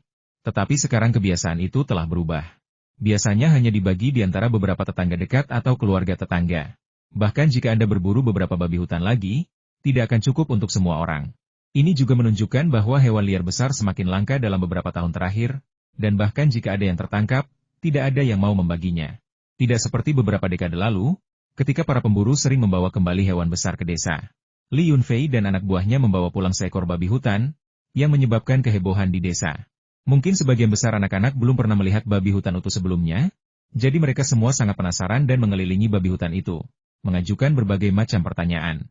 Hari ini salju turun lebat, jadi mau-mau dandan dan tidak pergi ke taman kanak-kanak. Sudah lewat pukul 10 pagi ketika mereka akhirnya bangun dari tempat tidur. Ketika mereka melihat Li Yunfei membawa babi hutan ke tempat terbuka di sebelah villa, menyiapkan panci besar, dan bersiap untuk menyembelih dan mencabut bulunya, mereka dengan gembira berlarian ke seluruh desa, bahkan memanggil orang tua Li Yunfei keluar dari rumah tua mereka. Li Shitou adalah seorang pemburu sejati dan tukang jagal babi yang terampil. Meskipun fisiknya lemah, dengan bantuan seseorang untuk pekerjaan berat, ia mampu membersihkan babi hutan dengan mudah. Li Yunfei hanya menyimpan satu kaki belakang babi, dan memasukkan sisa babi ke dalam panci untuk direbus, lalu bersiap untuk membiarkan semua pria dan wanita di desa meminum sup babi tersebut. Tugas membuat sup daging sudah pasti harus diberikan kepada Chef Li.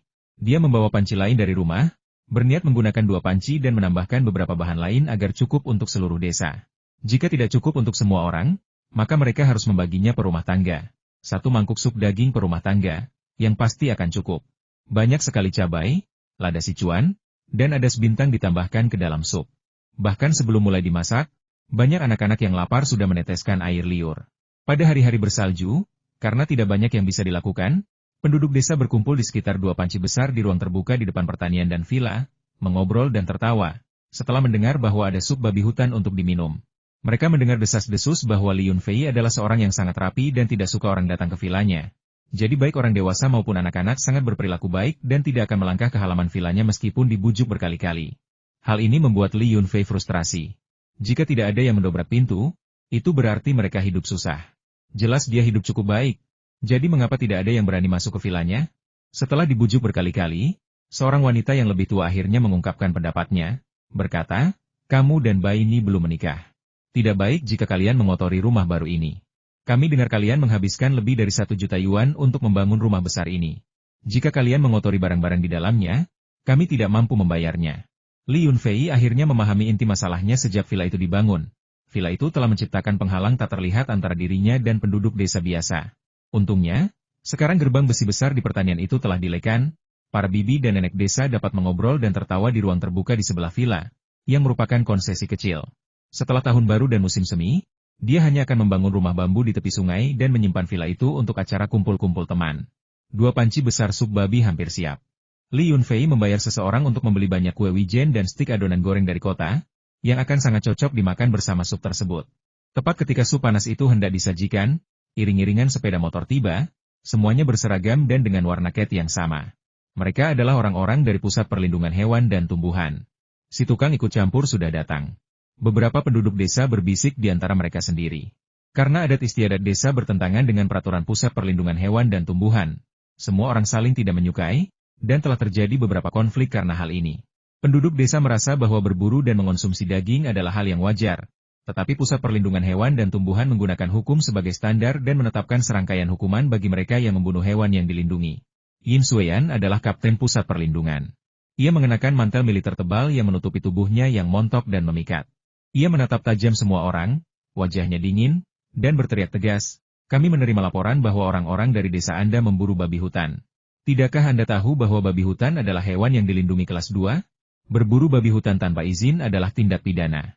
Salah seorang penduduk desa tertawa dan berkata, babi hutan itu melukai seseorang, bukankah seharusnya ia juga dihukum? Tim perlindungan kalian seharusnya tidak hanya melindungi babi dan bukan manusia. Haha, aku tidak tahu apakah kalian lebih dekat dengan manusia atau babi. Mendengar itu, semua orang tertawa terbahak-bahak, dan seseorang menimpali, mereka pasti dekat dengan babi. Kalau tidak, mengapa mereka tidak mengunjungi orang-orang yang terluka oleh babi hutan, tetapi malah datang ke sini menanyakan siapa yang menyembelih babi-babi itu? Begitu mulai tertawa, dia tak bisa berhenti. Dia tertawa sampai wajahnya memerah. Dia berteriak beberapa kali, tetapi tidak ada yang memperhatikannya. Namun, beberapa pria tangguh dari timnya saling bertukar pandang, menerobos kerumunan, bergegas ke 2 panci besar, dan langsung membuka tutupnya. Kapten Yin, kami telah memastikan bahwa daging yang direbus dalam panci itu adalah babi hutan. Kita bisa mulai menangkap mereka sekarang. Tidak ada gunanya berunding dengan orang-orang ini. Tangkap saja mereka dan bawa mereka kembali ke pusat perlindungan untuk diinterogasi. Rumah siapa ini? Ini pasti orang yang bertanggung jawab. Tangkap keluarga ini juga. Dari 10 anggota tim, 5 berasal dari pasukan polisi bersenjata provinsi yang dibawa Yin Sueyan, dan 5 lainnya adalah pemburu dari desa Zhangqiao. Orang luar, yang tidak terbiasa dengan adat istiadat setempat, bisa bersikap arogan, tetapi kelima pemburu lokal itu tidak berani mengeluarkan suara, hanya mengikuti di belakang mereka, melihat sekeliling dengan gugup. Jangan biarkan reputasi mereka sebagai pemburu di pegunungan menipu Anda.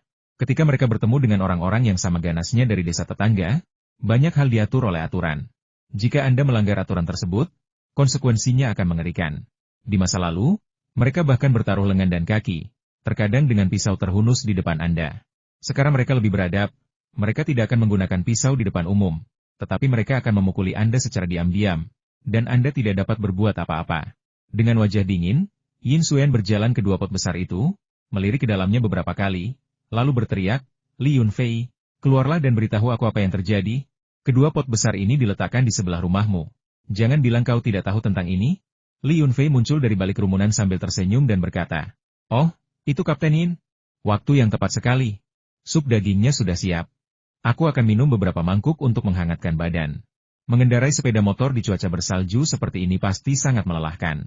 Cat Egg, cepat ambilkan kursi untuk Kapten Yin dan buatkan secangkir teh untuk menghangatkan tangannya. Oke, aku akan segera bersiap-siap. Cat Egg sangat kooperatif, berteriak keras, tetapi dia tidak bergerak sedikit pun. Aku tidak butuh sanjunganmu, aku tidak kedinginan atau haus. Jika kalian tidak menjelaskan diri kalian dengan jelas hari ini, aku akan membawa kalian semua ke pusat perlindungan, dan aku punya banyak cara untuk membuat kalian mengaku. Yin Sueyan menatap Li Yunfei dengan penuh kebencian dan berkata dengan wajah tegas. Dia tidak akan pernah melupakan bagaimana Li Yunfei menamparnya 2 kali, atau keadaan menyedihkan kakak laki-lakinya yang masih dirawat di rumah sakit. Astaga, sejak kapan pusat perlindungan hewan dan tumbuhanmu berubah menjadi kantor polisi? Kau bisa menangkap orang dan menginterogasi mereka? Heh, aku hanya bisa tertawa. Li Yunfei melipat tangannya, berjongkok di samping, dan mengabaikannya, mengamati bagaimana dia akan menangani situasi tersebut. Pusat perlindungan kami diotorisasi oleh Departemen Keamanan Publik Provinsi dan Biro Keamanan Publik Kabupaten. Mengapa kami tidak bisa menangkap orang? Jangan ambil risiko. Akui sekarang, siapa yang membunuh babi hutan itu? Teriak Yi Sueyan dengan tegas. Dari kerumunan, Li Dazui berteriak sinis, mata mana yang kau lihat saat kami membunuh babi hutan? Mungkin babi hutan itu menabrak sesuatu dan mati. Tidak bisakah kita mengambilnya saja? Mari kita kembali ke intinya. Kau hanya melirik ke dalam panci dan menyimpulkan itu adalah babi hutan? Apa yang membuatmu berpikir itu bukan babi peliharaan? Seluruh penduduk desa berteriak dan mengejek. Benar, mungkin itu babi peliharaan. Jika Anda bersikeras itu babi hutan, panggil saja dan lihat apakah ia menjawab. Haha, meskipun mereka keluarga, babi mati seperti itu tidak bisa mendengar mereka sekarang, kan? Ada berbagai macam pendapat, tetapi semuanya mengarah pada kesimpulan bahwa anggota pusat perlindungan disingkirkan karena kedatangan mereka memengaruhi kemampuan semua orang untuk mengonsumsi daging. Logikanya sesederhana itu ketika kepentingan satu pihak dilanggar, pihak lain akan melawan di bawah tekanan. Hal ini membuat Yin Sueyan marah. Dia meraung dan memerintahkan timnya untuk menangkap Li Yunfei. Dia tidak tahu tentang yang lain. Tetapi mereka pasti berhubungan dengan Li Yunfei karena informan itu telah melihat Li Yunfei membawa pulang babi hutan dan memasang panci di samping rumahnya. Tidak ada keraguan tentang itu. 10 anggota pusat perlindungan segera mengepung Li Yunfei, berniat untuk menangkapnya. Penduduk desa keluarga Li sangat marah. Menangkap dermawan mereka tepat di depan mata mereka? Ini bukan lelucon. Jika mereka membawa Li Yunfei pergi, apakah mereka masih bisa minum sup babi mereka? Sekitar 100 penduduk desa, dewasa, anak-anak, dan orang tua, semuanya bergegas mendekat, siap melawan tim pusat konservasi sampai mati. Jangan mencoba berunding dengan hukum di sini. Penduduk desa tidak akan mempercayainya. Mereka keras kepala dan akan mendukung apapun yang mereka yakini benar, bahkan sampai mati. Ini hanya membunuh babi hutan. Siapa yang tidak pernah membunuh beberapa ekor saat masih muda dan menjadi pemburu? Melihat situasi yang hampir lepas kendali, Yin Sueyan pun ikut ketakutan. Sambil menunjuk Li Yunfei, dia berteriak, Li Yunfei, jika kau punya rasa tanggung jawab, jika kau seorang pria, majulah dan bela dirimu sendiri. Jangan jadikan penduduk desa sebagai tameng. Jika terjadi konflik, bisakah kau menanggung tanggung jawab hukumnya? Heh, apa kau sudah gila? Mengomel tanpa alasan, dan kau pikir kau benar? Hanya ada satu kata untukmu pergi sana. Dengan itu, Li Yunfei mengabaikannya. Langsung berjalan ke panci besar, menyendok sesendok kaldu, menaburkan sedikit daun ketumbar cincang dan tauge bawang putih, menyesapnya dengan nikmat, dan berteriak, rasanya pas sekali, benar-benar enak. Usir para pembuat onar ini dari sini, ayo kita makan semua. Baiklah, ayo makan. Para penduduk desa sangat gembira dan bekerja sama untuk mendorong dan mengusir anggota tim keluar dari gerbang pertanian. Meskipun mereka tidak benar-benar berkelahi, cukup banyak orang yang menggunakan trik kotor, seperti elang yang mencuri anak ayam, monyet yang mencuri buah persik, dan menendang selangkangan mereka. Mereka tidak ragu-ragu untuk memukul mereka. Untungnya, Yin Sueyan adalah seorang wanita dan segera mundur, sehingga lolos tanpa cedera. Berdiri di jalan utama, dia sangat marah hingga hampir melompat dan mengumpat. Orang-orang desa ini benar-benar meremehkan hukum. Ini tidak bisa terus berlanjut. Dia harus melaporkannya kepada pihak berwenang yang lebih tinggi dan meminta Biro Keamanan Publik Kabupaten untuk mengirim seseorang untuk menangkap mereka.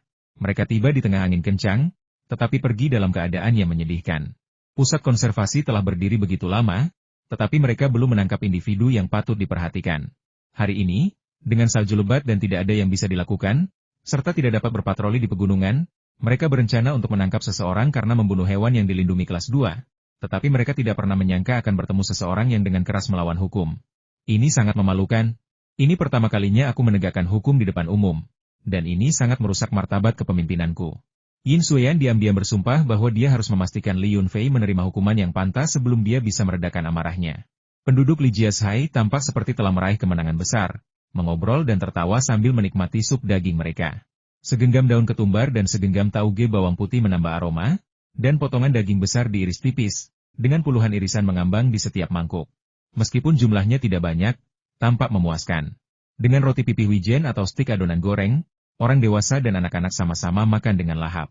Li Yunfei tidak takut memperburuk situasi, karena dia bisa menjelaskan dirinya dengan jelas baik dari perspektif publik maupun pribadi. Dia sendiri tidak membunuh babi hutan itu, dan upaya pusat konservasi untuk menangkapnya merupakan pelanggaran serius terhadap peraturan. Mereka pantas dipukuli sampai mati. Dalam hal koneksi, Dia juga tidak kalah hebat. Dia bisa menemukan tokoh-tokoh berpengaruh di tingkat provinsi dan kota untuk berbicara atas namanya. Yang terpenting, membunuh babi hutan bukanlah masalah besar di daerah ini, terutama jika babi hutan melukai orang atau merusak tanaman. Jika kerusakannya serius, pemerintah kota terkadang akan mengorganisir para pemburu untuk memburu dan membunuh babi hutan. Ketika Yi Huai'an sepertinya mendengar keributan itu, dia datang bersama rombongannya untuk melihat apa yang terjadi. Li Yunfei memperhatikan Yi Huai'an. Dan meskipun dia tidak senang dengan kehati-hatian berlebihan lelaki tua itu, dia tidak bisa mengabaikan tata krama yang semestinya, agar Michelle tidak mengeluh nanti. Yi Huai'an tak kuasa menolak tawaran antusias Li Yunfei dan meminum semangkuk besar sup daging, memuji daging dan supnya yang begitu harum, serta mengatakan bahwa ia sudah puluhan tahun tidak mencicipi hidangan lokal otentik seperti itu. Setelah menghabiskan semangkuk sup, Yi Huai'an ragu-ragu sebelum bertanya kepada Li Yunfei apakah ada dokter di desa bernama Li Chunqiu. Dia pernah mendengar reputasi Li Chunqiu di sini sebelumnya dan ingin menemuinya untuk mengobati beberapa penyakit kronisnya. Li Yunfei memutar bola matanya ke arahnya. Orang tua ini terlalu berhati-hati. Jika kau menangkap siapapun di desa dan bertanya kepada mereka, kau bisa menemukan alamat kakek. Tapi kau menunggu di sini berhari-hari sebelum akhirnya mendapatkan informasi ini. Betapa menjengkelkannya itu? Ya, letaknya tepat di sebelah Hotel Bamboo House. Ada klinik di sana tanpa papan nama, yang setiap hari ramai dikunjungi orang. Kau terlalu berhati-hati. Li Chunqiu adalah kakekku, dan aku pernah mendengar beberapa kejadian di masa lalu, termasuk biara Lantuo tempat biksu Tibet bertelinga besar itu berada. Jika kau punya pertanyaan, tanyakan saja pada kakekku. Lebih baik jangan memendamnya di dalam hati. Li Yunfei tak tahan lagi dan menceritakan beberapa hal kepadanya dengan jujur. Yi Huai'an menatap Li Yunfei dengan curiga dan ragu untuk waktu yang lama sebelum akhirnya tersenyum kecut dan berkata, "Dulu aku dikejar ribuan mil, dan aku sedikit takut. Jika bukan karena itu, aku tidak akan berani kembali ke negara ini selama beberapa dekade. Kalau begitu aku tidak akan mengganggumu lagi. Aku akan bertanya pada Paman Li dan berterima kasih padamu nanti." Lanjutkan, lanjutkan. Semakin cepat kau mengetahuinya, semakin baik. Ini bukan lagi era istimewa itu, tidak ada yang berani bertindak gegabah, setidaknya tidak secara terang-terangan. Li Yunfei melambaikan tangannya, mengusir Yi Huai'an. Banyak orang yang berasal dari era istimewa itu sakit parah, tetapi tidak menyadarinya. Pendirian pusat perlindungan hewan dan tumbuhan itu sendiri merupakan lelucon, dan Li Yunfei tidak menganggapnya serius. Penduduk desa dengan sengaja menahan diri untuk tidak menyakiti hewan-hewan yang dilindungi. Misalnya, jika seekor panda yang tersesat muncul di dekat desa, seseorang akan menghubungi kota untuk mengirim seseorang untuk menanganinya. Namun, jika kita menjumpai hewan yang dilindungi seperti babi hutan atau ular kobra, kita akan membunuh mereka tanpa ragu-ragu jika kondisi memungkinkan. Pada siang hari, semua orang di desa merasa kenyang dan gembira, terutama bagian di mana mereka mengusir anggota pusat perlindungan. Beberapa penduduk desa masih merasa bersemangat ketika mengingatnya. Li Yunfei memberikan sebotol anggur obat kepada pemburu Li Shitou, menambahkan setengah cangkir kecil air mata air spiritual dari ruangnya, berharap itu akan membantu pria jujur yang malang ini pulih. Tanpa diduga, Li Shitou tidak menganggapnya sebagai obat. Sambil membawa senapan berburunya, dia menyesapnya beberapa kali di tengah perjalanan pulang dan merasakan keringat aneh mengalir di tubuhnya, bersamaan dengan aliran hangat. Penyakit lamanya di kakinya tiba-tiba terasa jauh lebih baik. Baru kemudian dia menganggapnya serius, menyelipkannya ke dalam sakunya seperti harta karun, dan diam-diam berlari pulang, berniat menyimpannya untuk nanti. Kedua pot besar itu telah dipindahkan, dan jejak serta sisa tulang dibersihkan oleh orang lain, yang membuat Li Yunfei sangat senang dengan suasana damai dan tenang. Li Qichun menyempatkan diri untuk mengobrol dengan Li Yunfei tentang perkembangan pabrik obat ular, mengatakan bahwa dia tidak tahu apa-apa tentang itu, dan bahwa putranya, Datou, adalah seorang yang rakus yang menghabiskan seluruh waktunya mengikuti kru film dan bukanlah orang yang serius. Dia berharap Li Yunfei akan berhati-hati agar tidak tertipu oleh perusahaan konstruksi. Lokasi pabrik farmasi telah dipilih, sekitar 3 atau 4 mil di selatan kota pasar, agak jauh dari sungai Xiandai. Tetapi ada beberapa kolam kecil di belakang pabrik yang dapat berfungsi sebagai titik pembuangan air limbah. Setelah air limbah diolah, air tersebut dapat digunakan untuk irigasi dan tidak akan membahayakan manusia, ternak, atau lingkungan, karena air limbah di sini hanyalah air yang digunakan untuk mengukus ramuan obat atau membilas bahan obat, dan tingkat polusinya sangat rendah. Paman, jangan khawatir soal itu. Lagi pula, aku memiliki setengah dari pabrik ini. Aku akan menyuruh seseorang mengawasinya. Li Yunfei meyakinkannya sambil tersenyum. Maksudmu setengah? 60% adalah milikmu, koreksi Li Qichun. Kau telah setia kepada pamanmu, jadi aku tidak bisa mengecewakanmu. Awalnya aku akan membiarkanmu berinvestasi lebih dari 1 juta, tetapi kau berinvestasi 10 juta sekaligus. Itu praktis memberiku uang. Jika aku tidak benar-benar ingin mempromosikan pengobatan ular, Aku tidak akan mengambil keuntungan sebesar ini darimu.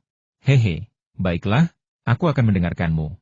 Perjanjian ekuitas sudah ditandatangani, jadi Li Yunfei tidak bersikeras lagi. Lagi pula, ini bukan bisnis utamanya, jadi dia hanya menganggapnya sebagai investasi modal Ventura. Untung atau rugi tidak masalah. Keesokan paginya, Li Yunfei bangun untuk menyekop salju. Setelah membersihkan salju dari halaman villa, ia mendengar suara klakson mobil di luar. Ia keluar untuk melihat apa yang terjadi dan menemukan Hu Dahai bersama Jiang Qinqin. Keduanya bergandengan tangan dengan mesra saat berjalan menghampiri Li Yunfei. Saudaraku, kau harus meningkatkan kemampuanmu. Mungkin kita bisa mengungguli kau dan Yang Yunu. Hehe, bahkan jika kau menikah duluan, putramu pasti akan memanggil putraku saudara, kata Hu Dahai sambil mengedipkan mata dan pamer. Astaga, sudah ditanamkan secepat ini? Li Yunfei menatap perut Jiang Qinqin dengan tatapan berlebihan. Jiang Qinqin sangat malu. Setelah mencubit Hu Dahai beberapa kali dengan keras, dia menatap Li Yunfei dan berteriak, "Jangan lihat kemana-mana. Bagaimana bisa kau hamil secepat ini? Kita sudah menggunakan kontrasepsi selama ini." "Selama ini? Sudah berapa lama kalian berdua bersama?" tanya Li Yunfei sambil tertawa aneh. "Apa maksudmu dengan melakukan sesuatu?" Kedengarannya mengerikan. Kita jatuh cinta dengan bebas, dan percikan cinta yang penuh gairah menyala dan akhirnya berubah menjadi api yang berkobar. Ketika api yang berkobar bertemu dengan kayu kering, itu hanya, aduh. Hu Dahai begitu asyik berbicara sehingga Jiang Qinqin meraih telinganya. Dan baru saat itulah dia menyadari rasa sakitnya. Li Yunfei mempersilakan mereka masuk ke ruang tamu, menuangkan air untuk mereka, dan bertanya, "Apa yang membawa kalian kemari? Apakah kalian sudah sarapan? Kau datang jauh-jauh pagi-pagi begini hanya untuk makan tambahan. Kudengar kemarin kau berburu babi hutan dan berkelahi dengan pusat perlindungan satwa liar. Tapi sayangnya aku sedang di kota untuk urusan bisnis dan tidak bisa langsung kembali. Aku datang hari ini, pertama untuk makan daging buruan, dan kedua untuk melihat apa yang terjadi. Kau terang-terangan melawan penegak hukum, bukankah mereka akan melaporkanmu ke atasanmu?" kata Hu Dahai sambil tersenyum sinis. "Bukan aku yang membunuh babi hutan itu, jadi kenapa mereka menangkapku? Kalau aku tidak tahu aku tidak bisa memenangkan gugatan, aku pasti sudah menggugat mereka. Lupakan saja, jangan bicarakan lagi.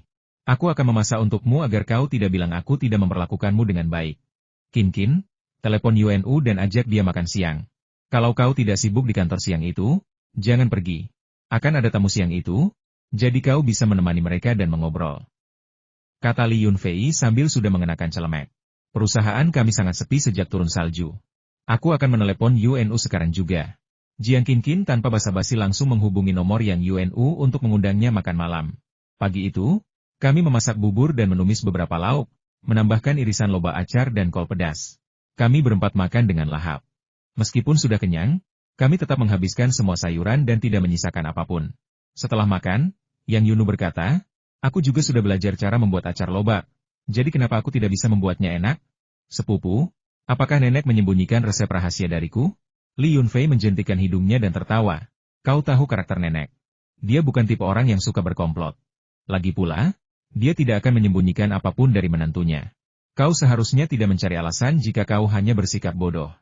"Aku tidak bodoh." Yang Yunu menggoyangkan lengannya dan bertingkah genit. Setelah beberapa saat, dia bertanya, "Benarkah kakek Qin dan keluarganya yang datang berkunjung siang itu? Mereka orang kaya, tapi mengapa rasanya? Rasanya seperti mereka sengaja berusaha mengambil hati kita. Berusaha bersikap baik kepada kita di setiap kesempatan? Apa yang kita, orang desa, miliki sehingga pantas mendapatkan sanjungan mereka? Apakah mereka benar-benar berpikir kemampuan berjudi giok sepupuku sangat hebat? Hehe, sepupumu punya banyak keahlian yang mengesankan. Kau akan mengetahuinya nanti," kata Li Yunfei dengan misterius sambil tersenyum. Yang Yunu mengerutkan bibir, tetapi dalam hatinya ia setuju. Sepupunya memang luar biasa. Kalau tidak, mengapa ia menyukainya selama bertahun-tahun? Li Yunfei senang memasak tetapi tidak suka mencuci piring. Jadi tugas ini biasanya diserahkan kepada Yang Yunu. Hu Dahai dan Jiang Qinqin, si pemalas itu, akan mengatakan bahwa mereka akan pergi menikmati pemandangan salju setelah makan. Tetapi sebenarnya mereka hanya berusaha menghindari pekerjaan apapun. Setelah Yang Yunu selesai mencuci piring, mereka kembali dengan hidung berair karena kedinginan, mengatakan bahwa di luar berangin dan mereka ingin naik gunung untuk melihat-lihat, tetapi mereka jatuh 2 kali.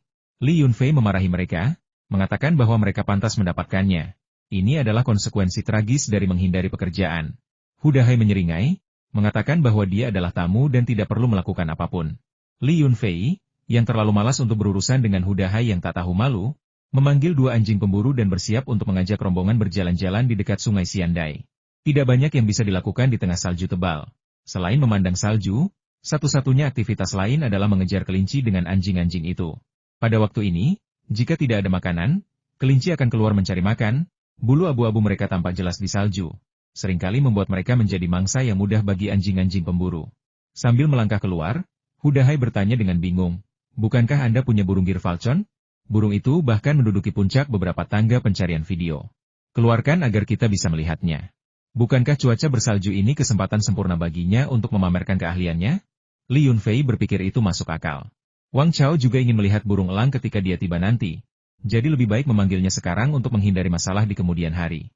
Jadi dia berlari ke atas dan berpura-pura bersiul, seolah-olah memanggil burung elang. Ketika waktunya tepat, Ertuzi dibebaskan dari ruang kecil itu. Karena ruang kecil itu seperti musim semi sepanjang tahun, Ertuzi sedikit tidak terbiasa dengan pemandangan salju dan es. Dia mengepakkan sayap besarnya beberapa kali, membuat salju di platform atap berterbangan dan berhamburan. Sepertinya itu adalah latihan pemanasannya. Li Yunfei mengikat sepotong kulit ke lengan Ertuzi agar Ertuzi bisa berdiri. Namun, Ertuzi agak besar, dan jika seseorang dengan sedikit kekuatan harus menahannya sepanjang hari, mereka akan kelelahan. Rekan Ertuzi telah tumbuh cukup pesat selama periode ini, tetapi dia memasuki ruang kecil itu terlambat dan mulai mengonsumsi makanan spiritual terlambat, jadi dia masih berukuran lebih kecil daripada Ertuzi. Tetapi dia benar-benar berbeda dari saat pertama kali masuk. Kelompok itu bersiap untuk menuju ke selatan, mengikuti sungai Xiandai. Mereka bisa mencapai bukit kecil di selatan atau pintu masuk ke pegunungan di barat, tempat terdapat lebih banyak kelinci liar. Mereka belum jauh ke selatan, bahkan sebelum mencapai sungai Xiandai, ketika mereka melihat dua SUV dengan strip anti-selip perlahan melaju menuju Li Jiashai. Salah satunya adalah mobil Wang Chao, yang dikenali oleh Li Yunfei. Dia tidak menyangka mereka akan tiba sepagi ini, setelah berkendara jauh dari ibu kota provinsi. Mereka pasti berangkat sebelum fajar. Li Yunfei melambaikan tangan ke mobil di depan, dan Wang Chao berhenti, menurunkan jendela, mencondongkan badan keluar dari kursi pengemudi, dan tertawa, "Sungguh kebetulan. Apa yang kau lakukan? Apakah kau bersiap untuk menyambut kami? Ayolah, aku hampir lupa tentang kalian. Aku baru saja akan pergi menangkap kelinci liar di bukit sebelah selatan." Li Yunfei bercanda dengannya. "Menangkap kelinci liar? Haha, aku baru saja memikirkan itu. Lihat, aku juga membawa Girfalconku." Sambil berbicara, ia memperlihatkan kepada Li Yunfei sebuah sangkar besar yang berdiri di kursi penumpang. Di dalamnya terdapat seekor Girfalcon putih salju, berukuran kecil, hanya sedikit lebih besar dari Girfalcon biasa. Ketika Ertuzi melihat anak burung itu, ia berseru dengan bingung, tetapi tidak ada kemarahan dalam suaranya, hanya sapaan. Burung Girfalcon kecil itu tampak sedikit bersemangat, berkicau beberapa kali, seolah-olah ia merindukan kehidupannya bersama induknya. Ketika mobil berhenti, Tuan Tuakin keluar dari mobil di belakang dan, dengan bantuan pelayan tuanya, dengan hati-hati melangkah beberapa langkah di atas salju. "Sahabat muda Yunfei, saya mohon maaf telah mengganggu Anda. Semoga saya tidak menunda urusan Anda?" tanya Tuan Tuakin dengan sopan. Li Yunfei buru-buru berkata, "Kakek Qin, kakek terlalu baik. Wang Chao dan aku seangkatan. Kakek bisa memanggil kulit kecil atau Yun kecil, hanya saja kedengarannya canggung. Aku tidak ada kegiatan hari ini, dan aku berpikir untuk pergi berburu dengan teman-temanku. Tidak terlalu melelahkan. Kita bisa berkendara ke kaki gunung dan menyaksikan anjing pemburu menangkap burung. Aku juga membawa Girfalconku, ini waktu yang tepat untuknya memamerkan keahliannya." Qin Mingyue duduk di kursi belakang, hanya melirik keluar jendela, tanpa keluar untuk berbicara. Ia terutama berada di sana untuk menemani kakeknya. Jika tidak, ia tidak akan repot-repot mengunjungi rumah Li Yunfei. Apa yang bisa dilihat di rumah seorang petani sayur? Karena semua orang sedang senggang dan terutama ingin menikmati salju dan bersantai, kami memutuskan untuk berburu bersama di perbukitan kecil di selatan kota. Itu bukan pintu masuk yang sebenarnya ke pegunungan, tetapi memiliki banyak bukit kecil dengan ketinggian yang hampir sama, setengah tanah dan setengah batu. Bukit-bukit itu tidak bisa ditanami tanaman pangan, tetapi bisa ditanam buah-buahan dan lada sicuan. Dalam beberapa tahun terakhir, tempat itu belum sepenuhnya ditinggalkan, tetapi masih ada lebih banyak kelinci liar dan burung pegar daripada di tempat lain. Meskipun kakek Qin sedang sakit, ia sangat senang melihat pemandangan bersalju di pegunungan. Terlepas dari upaya berulang cucunya untuk membujuknya, ia tetap bersikeras berjalan sendirian, menantang angin dingin dan salju halus. Saat sampai di pasar, ia sudah bermandikan keringat.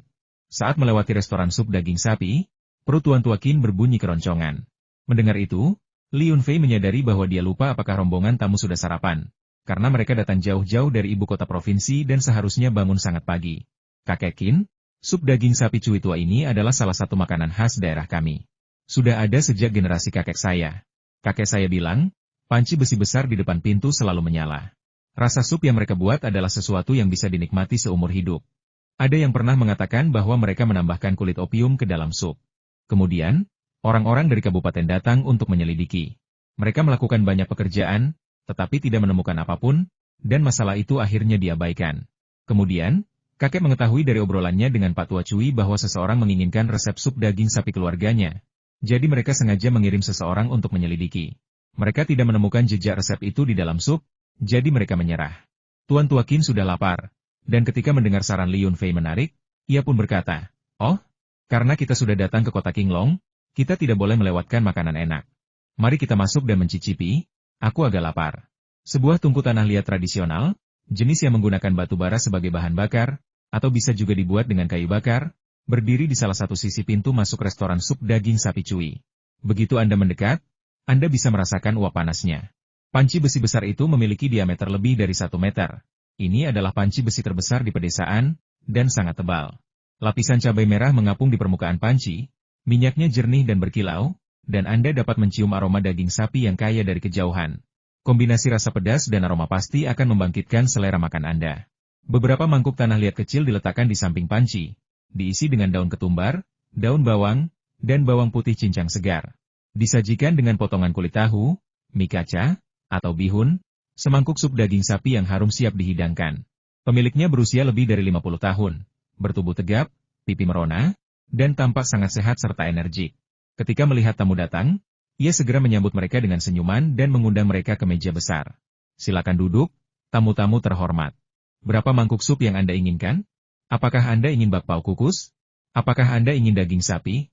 Dilihat dari pakaian dan tingkah lakunya, pemilik kedai bukanlah penduduk desa biasa, jadi dia berbicara dengan sangat sopan dan hati-hati, berusaha memberikan kesan yang baik kepada tamunya. Kelompok itu tidak begitu mengenal tempat itu, dan Yang Yunu jarang datang, tidak seperti Li Yunfei, yang sering makan dan minum di sini saat masih kecil. Mungkin karena dia tidak sering datang sejak dewasa, dan penampilannya telah berubah, Bos Cui bahkan tidak mengenalinya. "Bos Cui, seperti biasa, semangkuk sup dengan roti kukus, dan tambahan daging sapi dan jeroan senilai 100 yuan. Tolong tambahkan banyak daun ketumbar cincang, daun bawang cincang, dan bawang putih, serta berikan kami semangkuk kecil minyak cabai agar kami bisa menyesuaikan bumbunya sendiri," kata Li Yunfei. Pria tua itu terdiam sejenak. Biasanya, orang-orang memanggilnya Bos Cui atau Cui tua, jadi agak berlebihan jika pemuda ini memanggilnya Cui kecil. Namun, cara dia dipanggil menunjukkan rasa akrab dan nyaman, seolah-olah dia sering menggunakan sebutan itu. Ia menatap wajah Li Yunfei sejenak, lalu tiba-tiba tersadar, menepuk bahunya beberapa kali, dan tertawa, "Haha, jadi kau, si nakal kecil?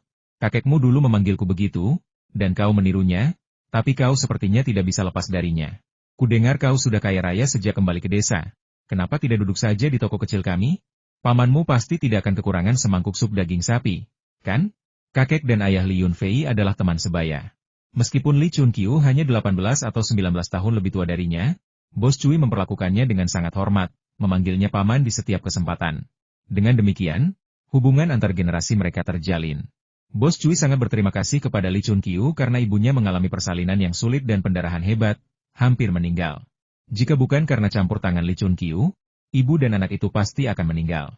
Generasi yang lebih tua sangat berterima kasih atas pertolongan yang menyelamatkan nyawa itu dan tidak akan pernah melupakannya. Meskipun bertahun-tahun telah berlalu, rasa syukur yang dipelajari Xiao Cui dari orang tuanya masih tetap kuat. Saat itu, kemampuan medis Li Chunqiu baru mulai berkembang, dan menyelamatkan ibu dan anaknya adalah pertama kalinya ia menjadi terkenal. Ketika membicarakan prestasi membanggakan ini, Li Chunqiu terkadang membual kepada cucunya. "Bukannya aku takut tidak mampu, tapi aku takut tidak mau menerima uangnya. Hari ini aku mengundang teman-temanku dari kota, jadi tolong jangan terlalu sopan dan beri aku diskon. Kalau tidak, aku tidak akan berani mengajak teman-teman lagi," kata Li Yunfei sambil tersenyum. "Kau tidak semenyenangkan dulu saat masih kecil. Dulu, kau sering datang ke sini menumpang, selalu memanggilku, Cui kecil, dan itu membuatku sangat bahagia," desah Cui kecil. Sementara tangannya bergerak cepat, dengan cekatan memasukkan bihun dan kulit tahu yang sudah direbus ke dalam panci sup. Seperti capung yang menyambar air, semuanya matang dalam sekejap. Ia menambahkan 2 sendok kaldu sapi pedas, menaburkan sedikit daun ketumbar cincang, daun bawang, dan bawang putih, dan aroma, warna, serta rasa semuanya muncul sekaligus. Di sini, pelanggan harus mengambil makanan sendiri, Pemilik hanya menyajikannya secara pribadi ketika ada waktu luang.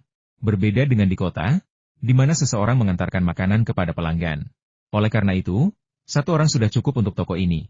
Istri dan anak-anak Xiao Cui tidak perlu membantu. Ketika dibutuhkan pergantian shift, istri Xiao Cui akan datang ke toko untuk membantu. Tetapi anak-anaknya, karena pernah mendengar bahwa mereka menjalankan bisnis di kota, jarang terlihat. Beberapa mangkuk sup daging sapi disajikan dengan cepat. Seporsi daging sapi dan jeroan seharga 100 yuan diletakkan dalam mangkuk porselen kecil yang kasar, dan sumpit digunakan untuk mengambil daging sapi ke dalam mangkuk masing-masing. Sup daging sapi biasa hanya berharga 5 yuan per mangkuk, sangat murah. Daging sapinya diiris tipis dan digunakan sedikit saja. Jika pelanggan menginginkan lebih banyak daging sapi, mereka dapat membayar biaya tambahan untuk daging ekstra. Li Yunfei ingat beberapa restoran sup daging sapi di dekat gerbang universitas. Harga semangkuk sup daging sapi telah naik menjadi 12 yuan sejak tahun pertamanya. Dan pada saat ia lulus, harganya naik menjadi 20 yuan per mangkuk. Terlebih lagi, daging sapi di dalamnya setipis kertas, dan rasanya sangat hambar sehingga ia hanya bisa menambahkan minyak cabai dan cuka ke dalam mangkuk. Sup daging sapi di depanku, setelah menyesap sedikit, memiliki aroma yang murni dan rasa pedas yang lezat. Setelah beberapa tegukan, aku merasa hangat di seluruh tubuh, dari dalam dan luar, dan rasa pedasnya membuat hidungku sedikit berkeringat. Enak banget, rasa pedasnya pas. Kakek Qin biasanya tidak suka makanan pedas, tetapi begitu mulai minum sup daging sapi itu, dia tidak bisa berhenti. Dia hampir menghabiskan sup itu dalam sekali teguk sebelum menarik napas dan bersiap untuk perlahan-lahan memakan sisa bihun dan kulit tahu. Melihat itu, Li Yunfei tersenyum dan berkata, "Kakek, minumlah perlahan. Kakek bisa minum supnya lagi setelah habis. Bakpao tanpa sup akan kehilangan rasanya." Mobing adalah jenis roti pipi kering yang terbuat dari adonan fermentasi dan digoreng. Bagian dalamnya lembut, dengan kerak yang sedikit berminyak dan asin. Mencelupkannya ke dalam sup dan menggigitnya akan memenuhi Anda dengan aroma roti kukus dan daging sapi. Bahkan jika Anda tanpa sengaja makan cabai, mobing dapat dengan cepat meredakan rasa pedas dan menghentikan batuk. Bakpao kukus ukurannya kira-kira sebesar piring. Ukurannya pas untuk orang dewasa makan satu bakpao dan minum semangkuk sup. Ini pertama kalinya kakek Qin makan bakpao seperti ini, dan dia merasa rasanya sangat unik dan enak. Saat Bos Cui mengisi kembali mangkuk supnya, dia sudah menghabiskan setengah bakpao tersebut. Melihat Li Yunfei menambahkan saus cabai pada roti kukus, ia pun ikut melakukannya. Sama sekali tidak peduli bahwa saus cabai coklat itu terlihat tidak menggugah selera. Qin Mingyue mencoba menolak beberapa kali, tetapi melihat kegigihan kakeknya, ia tidak punya pilihan selain menurutinya. Meskipun ia kesal karena Li Yunfei membawa kakeknya ke toko kecil yang tidak higienis seperti itu. Meskipun Wang Chao sering bepergian di Sichuan, ini adalah pertama kalinya dia makan sup daging sapi yang begitu otentik. Dia tidak sempat berbicara sampai dia menghabiskan isi mangkuknya. Lalu dia tertawa dan berkata, "Akhirnya aku kenyang. Untungnya aku tidak makan bakpao kukus dari warung pinggir jalan pagi ini, kalau tidak aku tidak akan punya tempat untuk sup daging sapi sana ini." Yang Yunu memandang semua orang sambil tersenyum. Sesekali memasukkan beberapa potong daging sapi ke dalam mangkuk Li Yunfei. Dia berpikir orang-orang kaya kota ini mudah dipuaskan. Semangkuk sup daging sapi sudah cukup membuat mereka bahagia. Hu Dahai dan Jiang Qinqin pernah ke restoran sup daging sapi ini sebelumnya, diajak oleh Yang Yunu. Meskipun mereka merasa supnya enak, mereka sudah tidak lagi merasa kagum terus-menerus. Selain bertukar beberapa kata sesekali, mereka kebanyakan minum sup dalam diam, tetapi mereka tidak bisa makan bakpao kukus, karena sarapan Li Yunfei tidak kalah enaknya dengan sup daging sapi di sini. Setelah makan dan minum sepuasnya, Li Yunfei membayar tagihan. Bos Cui telah lama menolak dengan sopan. Awalnya menolak untuk menerima pembayaran, tetapi melihat desakan Li Yunfei dan ancamannya bahwa dia tidak akan berani kembali jika tidak membayar, dia dengan enggan menerima biaya sebesar 100 yuan, menolak untuk menerima tambahan beberapa puluh yuan apapun alasannya. Meskipun salju masih turun ringan, masih cukup banyak orang yang pergi ke pasar. Setelah melewati pasar yang ramai dan berjalan sekitar 3 atau 4 mil, Anda dapat melihat gugusan bukit-bukit kecil dengan ketinggian yang hampir sama. Terdapat 2 desa di sisi kiri dan kanan lereng bukit. Meskipun agak terpencil, tempat ini masih lebih baik daripada menetap di tengah lereng bukit. Mendaki gunung di hari bersalju sangat berbahaya. Bahkan orang yang sudah familiar dengan rutenya pun tidak berani berkeliaran, karena jika tidak hati-hati, mereka bisa menginjak lubang dan jatuh dari tebing. Di kaki bukit yang rendah, terdapat hamparan lahan kosong yang luas dengan tanda-tanda alami berupa jurang dan cekungan. Kelompok itu memarkir mobil mereka, menunjuk ke area di mana semak-semak berbulu tertutup salju, dan mengambil beberapa foto. Hu Dahai, yang selalu bersemangat, berlari beberapa langkah ke depan, berguling-guling di atas salju tebal, dan meneriakkan sesuatu dengan keras. Namun sebelum kata-katanya hilang, ia jatuh dengan keras ke dalam parit yang tertutup salju. Meskipun tidak ada air dan kedalamannya hanya sekitar 1 meter, Hal itu membuat Hudahai sangat terkejut hingga ia berteriak, menyebabkan seekor burung pegar yang sedang mencari makan di rerumputan terbang menjauh. Wah, ada burung besar dan kikuk. Chazai, cepat lepaskan Gear Falcon untuk menangkapnya. Qin Mingyue tidak mengenali burung pegar, tetapi itu tidak menghentikannya untuk memperhatikan betapa gemuknya burung besar ini. Wang Chao bersiul dan melepaskan burung elang kecil di bahunya. Ia telah melatih burung elang itu, dan dengan teriakan panjang, burung itu melesat seperti cahaya putih dan mengejar burung pegar dalam sekejap mata. Burung pegar itu berteriak ketakutan, mengepakkan sayapnya dan meronta-ronta di udara. Tetapi burung Gear Falcon kecil itu mencengkeram lehernya, dan meskipun meronta-ronta, akhirnya ia kehilangan keseimbangan dan jatuh dari udara ke salju. Sayap kedua burung itu mengepakkan salju kemana-mana, dan mereka terlibat dalam pertempuran sengit di tanah. Burung pegar itu hanya bertahan beberapa puluh detik sebelum tampaknya kehabisan tenaga dan terjepit di salju oleh burung Gear Falcon, menunggu pemiliknya untuk mengangkatnya. Wang Chao tertawa penuh kemenangan dan memamerkan kemampuannya di depan Li Yunfei. Bagaimana? Elang Gear Falcon yang kulatih cukup bagus, bukan? Li Yunfei mengerutkan bibir dan tertawa. Itu karena aku tidak melepaskan yang kumiliki. Begitu dilepaskan, elang kecilmu itu tidak akan menjadi masalah. Kau mau mengambilnya atau tidak? Jika tidak, suruh anjing pemburuku pergi dan bawa burung pegar ini kembali. Wang Chao memamerkan keahlian berburu Gear Falconnya di depan orang lain untuk pertama kalinya, dan dia tidak akan membiarkan siapapun ikut campur. Dia langsung berkata, aku bisa melakukannya sendiri. Sepupu, ingat untuk mengambil foto atau video untukku. Saat Jiang Qinqin menarik Hudahai keluar dari tumpukan salju, Yang Yunu menunjuk ke sebuah titik hitam kecil di kejauhan dan berkata, Sepupu, cepat lepaskan Ertuzi, ada kelinci liar yang baru saja merayap keluar dari balik semak-semak. Ternyata dia merasa tidak nyaman melihat Wang Chao pamer dan ingin pacarnya membalas dendam. Dia tidak peduli menang atau kalah sendiri, tetapi dia peduli menang atau kalah di antara para pria. Karena wanita yang dicintainya ingin melihatnya menang. Apa susahnya? Li Yunfei bersiul, dan Ertuzi langsung mengerti. Dia mengeluarkan lolongan panjang, berubah menjadi seberkas cahaya, dan melesat menuju titik hitam kecil beberapa ratus meter jauhnya. Saat Wang Chao hendak menangkap burung pegar itu, ia menoleh dengan takjub dan melihat Ertuzi menukik dari langit, melesat melewati kelinci itu seperti kilat. Kelinci itu hampir tidak sempat bereaksi dan tidak punya tempat untuk melarikan diri sebelum kepalanya dicengkeram. Sayap pria botak itu berputar anggun di udara, lalu kembali lurus. Saat beberapa keping salju berjatuhan, ia kembali ke langit, hanya saja sekarang dengan seekor kelinci liar yang gemuk di bawah cakarnya. Wang Chao tercengang. Elang kecilnya telah menghabiskan waktu lama mencoba menjebak burung pegar di salju, menunggu dia mengambilnya. Sementara itu, elang milik Li Yunfei dengan mudah menangkap mangsanya dan membawanya kepada tuannya. Dibandingkan dengan elang milik Li Yunfei, elangnya jauh lebih rendah kualitasnya. Sial, si botak anehmu itu terlalu hebat. Kapan? Lightningku akan mencapai level itu? Burung elang Gear Falcon milik Wang Chao bernama Lightning. Namanya keren dan sangat kuat, tapi tidak bisa dibandingkan dengan si aneh yang dipelihara Li Yunfei. Ketika Ertuzi melemparkan kelinci ke kaki Li Yunfei, kelinci itu masih hidup dan meronta-ronta. Namun, begitu Yang Yunu mengulurkan tangan, kelinci itu tidak bisa lepas dari pelukannya. Kemanapun ia lari, ia akan menabrak tangannya. Kelinci konyol ini cukup lucu. Ia gemetar ketakutan, dan bergerak sangat lambat. Ia bahkan mencoba melarikan diri. Yang Yunu tertawa. Bibir Li Yunfei berkedut. Apakah hanya kamu yang berpikir kelinci itu lambat? Bagaimana reaksi orang biasa bisa dibandingkan dengan reaksi kelinci?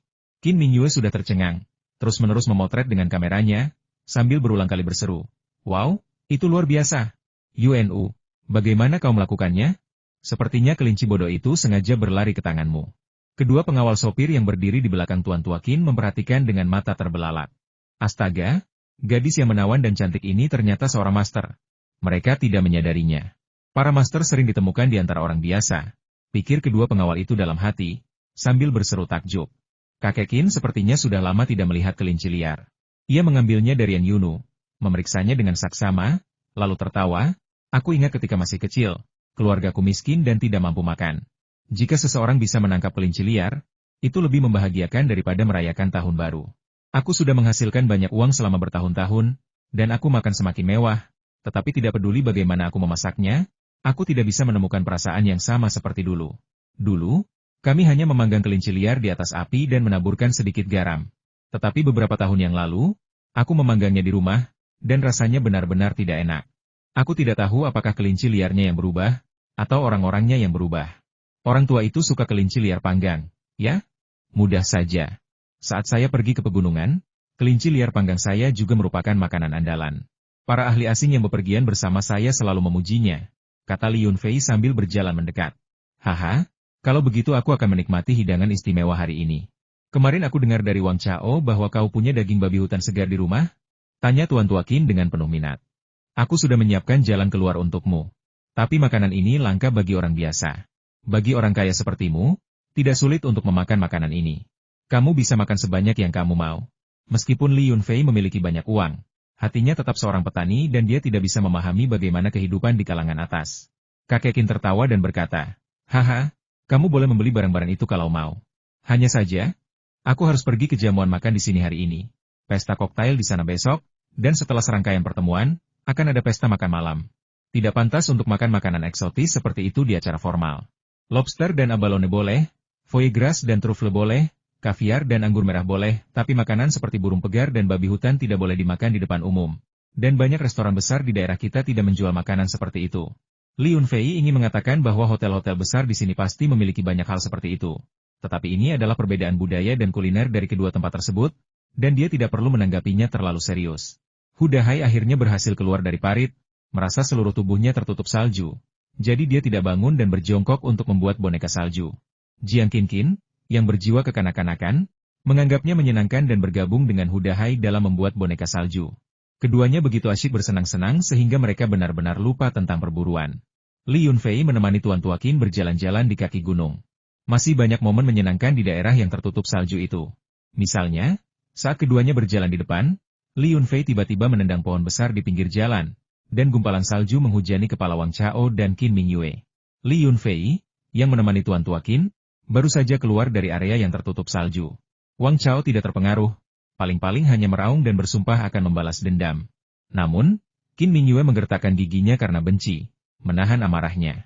Dia percaya Li Yunfei sengaja menyiksanya, dan dia akan membuatnya membayar ketika dia menemukan kesempatan. Yang Yunu sedang menggoda anjing di kejauhan. Ketika dia melihat Li Yunfei bermain iseng, dia hanya menutup mulutnya dan terkekeh. Dia tidak berpikir ada yang salah dengan keisengan yang tidak berbahaya ini. Dua pengawal berjalan di paling belakang, membawa seikat burung pegar dan seikat kelinci. Yang keduanya mereka tangkap saat bermain di salju. Ketika mereka kembali, Hudahai dan Jiang Qin telah membuat dua boneka salju besar, satu laki-laki dan satu perempuan, yang cukup mirip aslinya. Boneka salju laki-laki, khususnya, memiliki perut yang sedikit menonjol, yang tampak persis seperti postur tubuh Hudahai. Aku lelah sekali. Aku perlu makan beberapa mangkuk nasi lagi untuk kedua manusia salju ini. Hudahai berbaring di salju, membiarkan Jiang Qin memotretnya.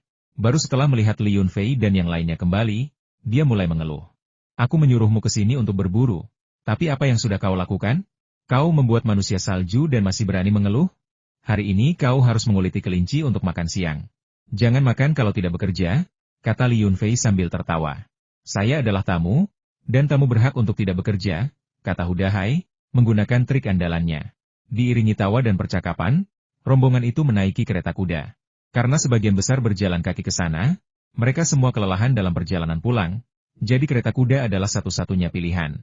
Dua kereta kuda itu pas untuk rombongan tersebut. Gold Coin dan Chopper Coin harus berlari di samping mereka. Tetapi kedua anjing pemburu itu merasa sedikit lega karena Baldi juga terbang di langit. Mengingat ukurannya yang sangat besar, ia juga tidak bisa tinggal di dalam kereta kuda. Karena tahu mereka akan kedatangan tamu hari ini, orang tua Li Yunfei telah menyiapkan banyak sayuran untuknya. Mereka tidak lagi ikut campur dalam urusan putra mereka karena tamu yang diundangnya adalah beragam orang dari berbagai lapisan masyarakat. Setelah menghabiskan hidup mereka bertani, mereka tidak banyak yang bisa dibicarakan dengan orang-orang seperti itu, dan memaksa mereka untuk duduk bersama hanya akan membuat semua orang merasa canggung. Jadi, setelah mengetahui bahwa Li Yunfei akan kedatangan tamu, mereka umumnya menghindari datang kecuali untuk membantu.